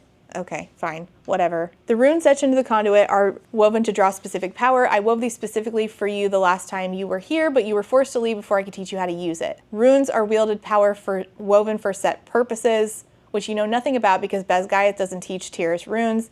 Even if the college was fucking built on them, guess we'll ask Trissa to teach that class. She has the most patience out of the assembly. And so she's like, so this orb siphons my power? So how do runes work then? What are runes exactly? And also, why can't runes be used like even on a small scale and building up to a larger scale? If runes are magic, then do they really have no like boundary power where you could like do smaller sets of them until you have like a large boundary? What are runes in this world? Why didn't we get an explanation for that? Violet decides she's going to take this all into her own hands and just go see Viscount Tecarus herself. Her and Terran are flying there. She's told, be careful what you say in there. Tecarus will hold us to whatever deal we make. Keep your shields up, though I'm not sure they'll do much good. Her and Mira and Brennan are all going. Brennan explains that while the Griffins don't have signet powers, like Violet has a lightning power, when Griffin riders bond with Griffins, they don't get signets, but most of their lesser magic gifts involve mind work, and it's the one area where they have the upper hand on us. So they do sort of have signets. They just have only signets that have to do with like mind stuff. Like Catriona's ability is going to have to do with emotions. So they talk to the Griffin Riders and they're like, listen, we're here to see Viscount Tecarus. I want the Luminary. We're here to bargain. Brennan's here. He wants to broker a deal for weapons for the Luminary. Mira is there to be the muscle. She says, make one wrong move towards my sister and I'll gut you like a fish. And who's already there? Xaden, of course, because he's always 10 steps ahead of everybody, especially Violet, who is about as smart as a box of crayons. Chapter 41, having refused every proposal from the Isle Kingdoms, Queen Maria has named her distant cousin, Viscount Tecarus of Cordon, as her heir. As the Viscount is living in his 5th decade and has no direct heirs of his own, the decision has not been a popular one. The Aristocracy of Peromio by Pearson Keto. So my thought is, okay, then who is his heir? And would he not want to broker with like, you know, his own heir? So assumedly, if Xaden knows Viscount Tecarus well enough to know stuff that he doesn't like about him, and he also had a relationship with Kat, then Kat is either some sort of ward or daughter or something of Viscount Tecarus. And my note just says, I assume that the other deals were that Xaden marries Kat and Xaden didn't take the deal. They're fighting because she didn't listen to Xaden once again, which, as she has proved time and time again, always works out well for her. Not that I'd want to listen to a guy whose loyalty is, you know, willy-nilly, I'd let Arisha burn because I love you, who you person I met 6 months ago. Am I some kind of pet who should stay curled up on their bed because you said so? I can't believe you brought her here, he says to Brennan.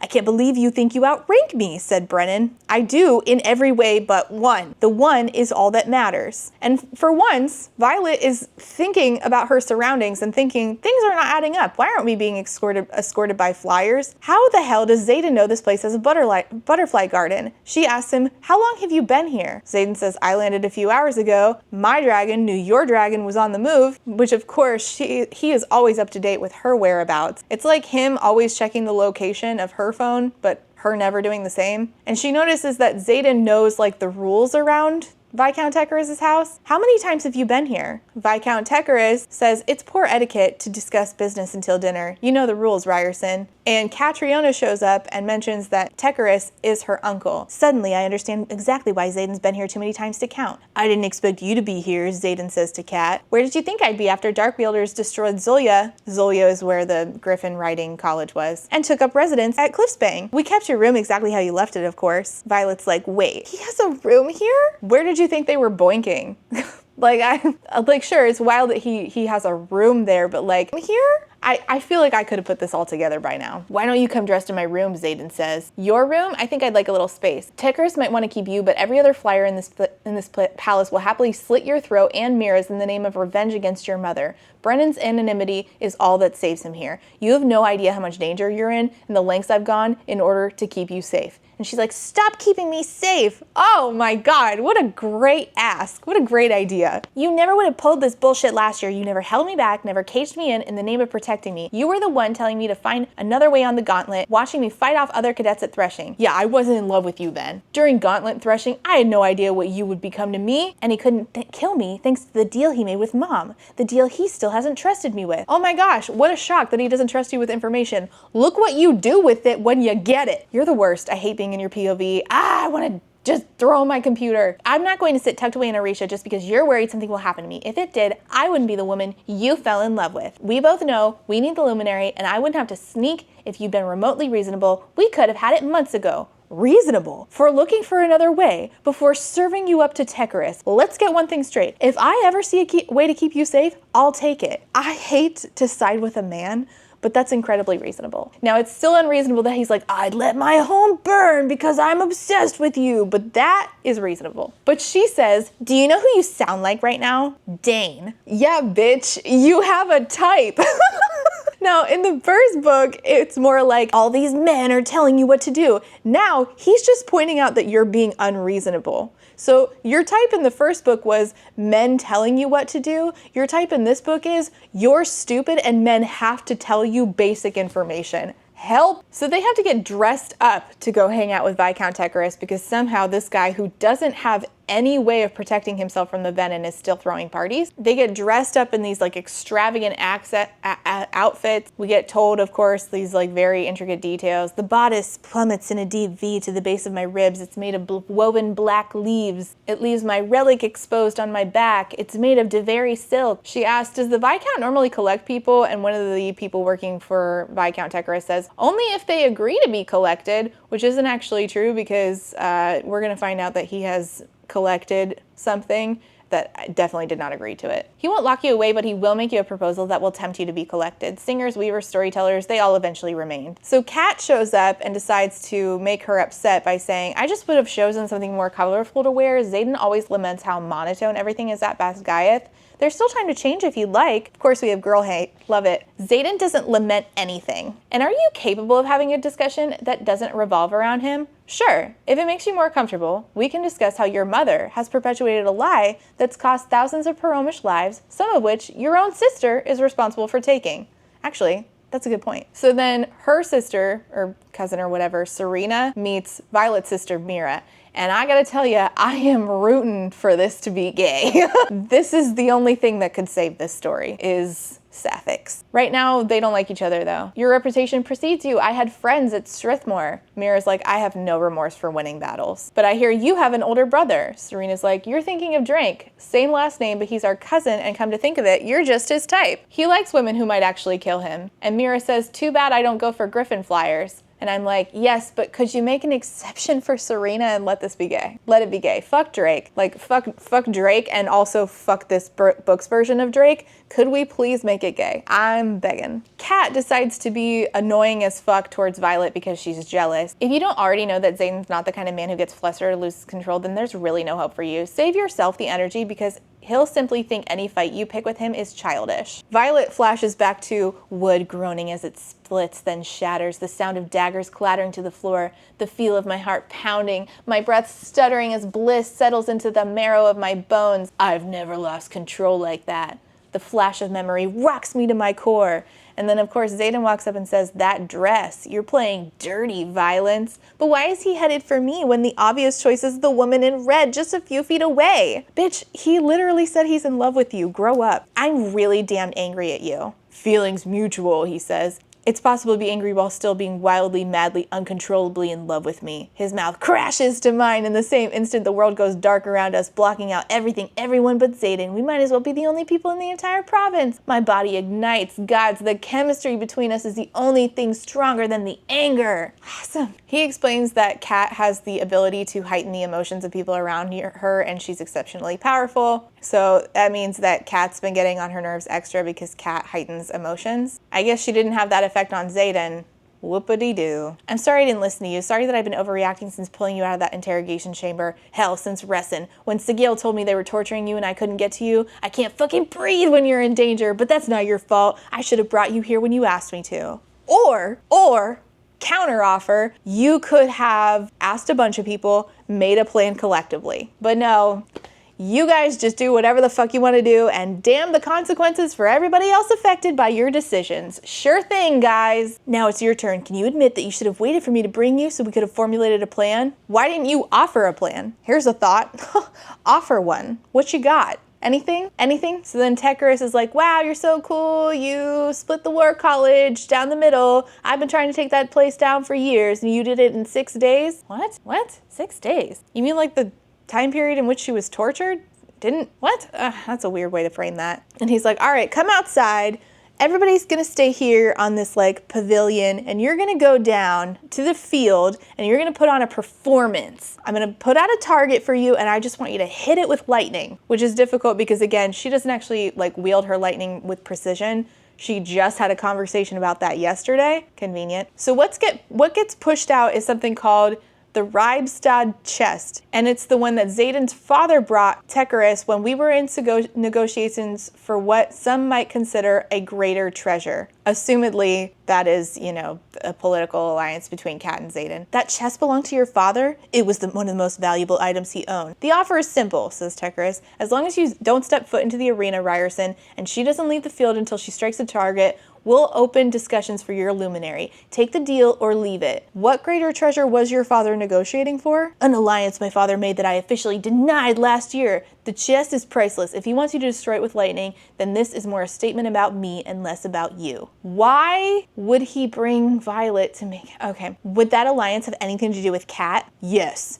That information would have been valuable before arriving. It would have. There is actually no reason why he couldn't have told you that shit, but all right. Mira walks down with her to the platform. Xaden is forced to stay behind and onto the field, and Xaden is forced to stay behind on like the pavilion that everybody's sitting on. It's not a pavilion, but I don't remember where everybody else is standing, and Violet has to be separated. So they open the Ribestad chest, and what's inside? A fucking Venin. Chapter 42. Get out of here, I order Mira. The Venin holds a guard like a shield, blocking me from any potential knife throw. The screams stop as the man slowly desiccates before my eyes. The one who commanded the sky. Oh, how I'll be rewarded when I return with you. By your sage? Which sage? Oh my god, doing that voice is actually fucking up my throat. I promise you'll wish for death. Already heard it. I killed that messenger too. Wait, does she think that the Venin sent the messengers to kill her? I'm confused. He throws the Ribestad chest. Brennan shows up. They fight the Venin. She kills the Venin. Xaden's holding Viscount Tecarus by the throat. He's asphyxiating. She's like, loosen up. He can't answer questions if he's dead. You built a pit for them, which means you've captured more than just one Venin. Tecarus is like, I'll tell you everything I know. Just put me down. We were able to keep that one from feeding for days. That's right, because if the Venin touch the ground, they will suck up everything. They'll drain the life out of the land, which is why they're so dangerous. The runes on the Ribestad chest holds items in place inside of it, suspended in midair, so he couldn't reach the ground to drain it until you open the chest. So this guy is keeping Venin. He's built a pit and he's keeping Venin. So he's like, like one of those underutilized villains from The Walking Dead, kind of. Xaden's like, this is why I severed that alliance between us. Next time I'll kill you without a second thought and let Serena take your place as heir. Do you understand? Tecarus is like, I'm sorry. Now we can negotiate. Do you know why I'm such a successful collector? I have a gift for knowing what it is people want, what motivates them to give up their treasures. I think you and I could strike a deal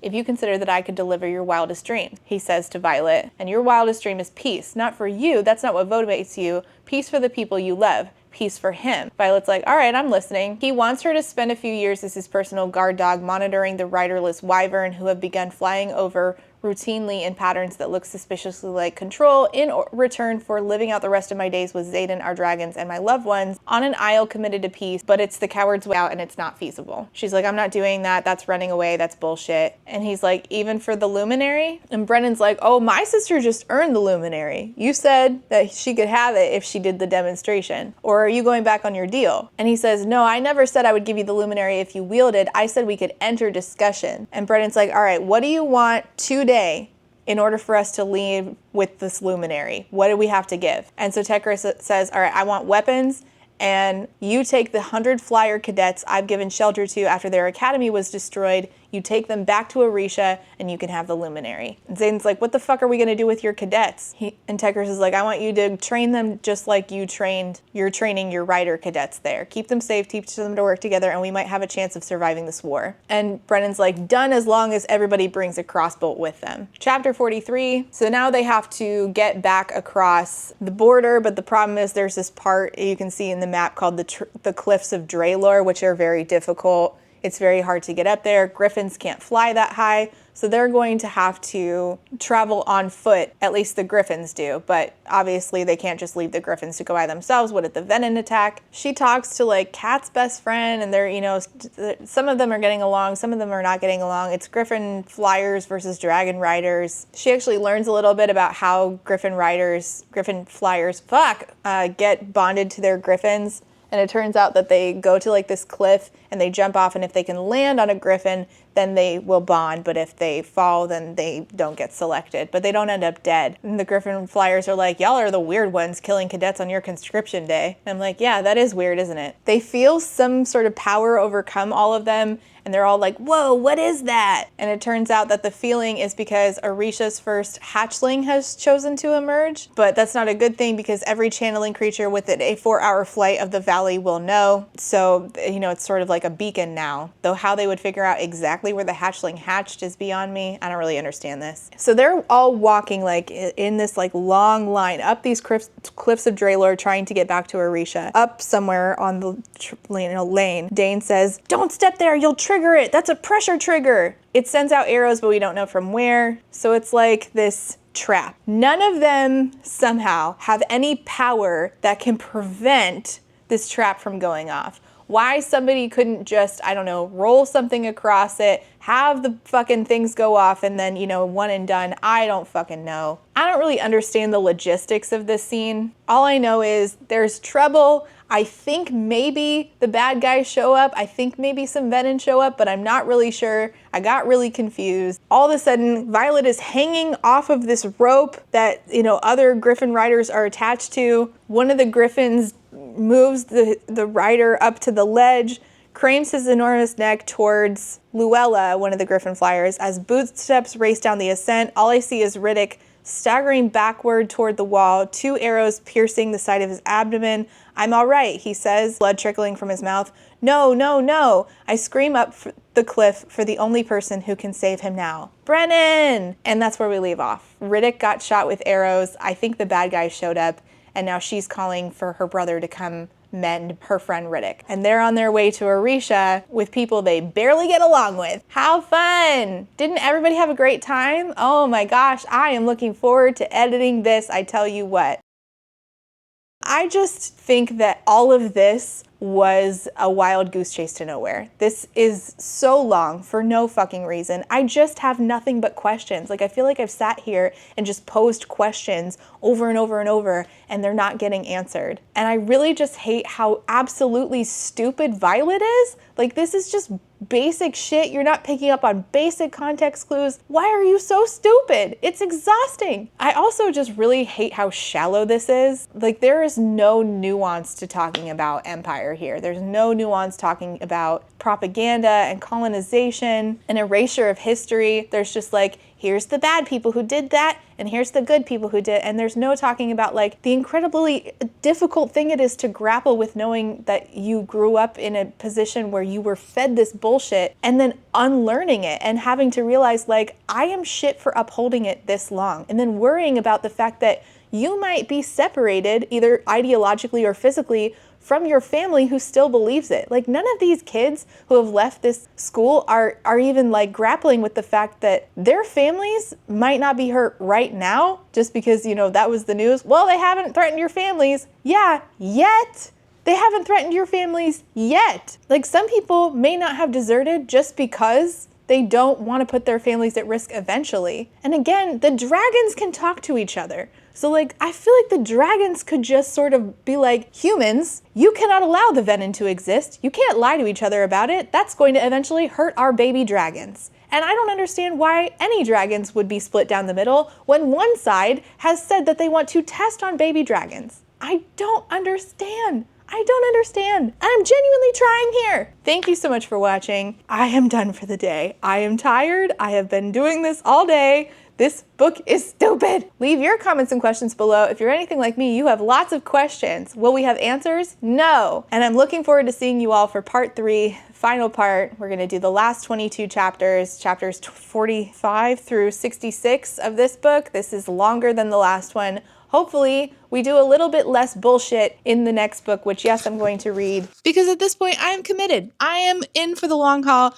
I will see how this pans out. I will see if all of the unanswered questions eventually get answered and if it was worth it to prevent having those answers early on, or if there is any payoff at all. It will not change my ratings for the books, but God, I'm so curious. I'm so curious. How do you fix this at this point? Okay, questions and comments down below. If you made it this far, I don't know what the luminary is, but I've been picturing it as a spyglass. So leave whatever emoji you think of when you think of the word luminary. What are you picturing the luminary as? Leave it in an emoji down below, okay? Thank you so much for watching. See you next time. Bye. And before I go, I should say thank you for being a friend to my Therapy Bills patrons, and those are Alexander, Ashley H, Astra, Astrid P, Brittany Bobitney, Call Me Kodiak, Cami, Choco's Trash for Japanese Mysteries and Thrillers, Chris the Horror Therapist, DJ Rocktopus, EK Casey, Ellie, Emerald Dodge, Aaron with 2 E's, Eric D, GalaxyBot, Jess, John E, Julie D, K, Kaleno K, Casey McKenzie, Quinn, Lady Kittybug, Lady Chips, Lemon Jelly, Lex, Lily B, Max B, Min B, Mommy Zami, Alice, Panoramic Demon, Peggy Lou, I'm a Creepoo,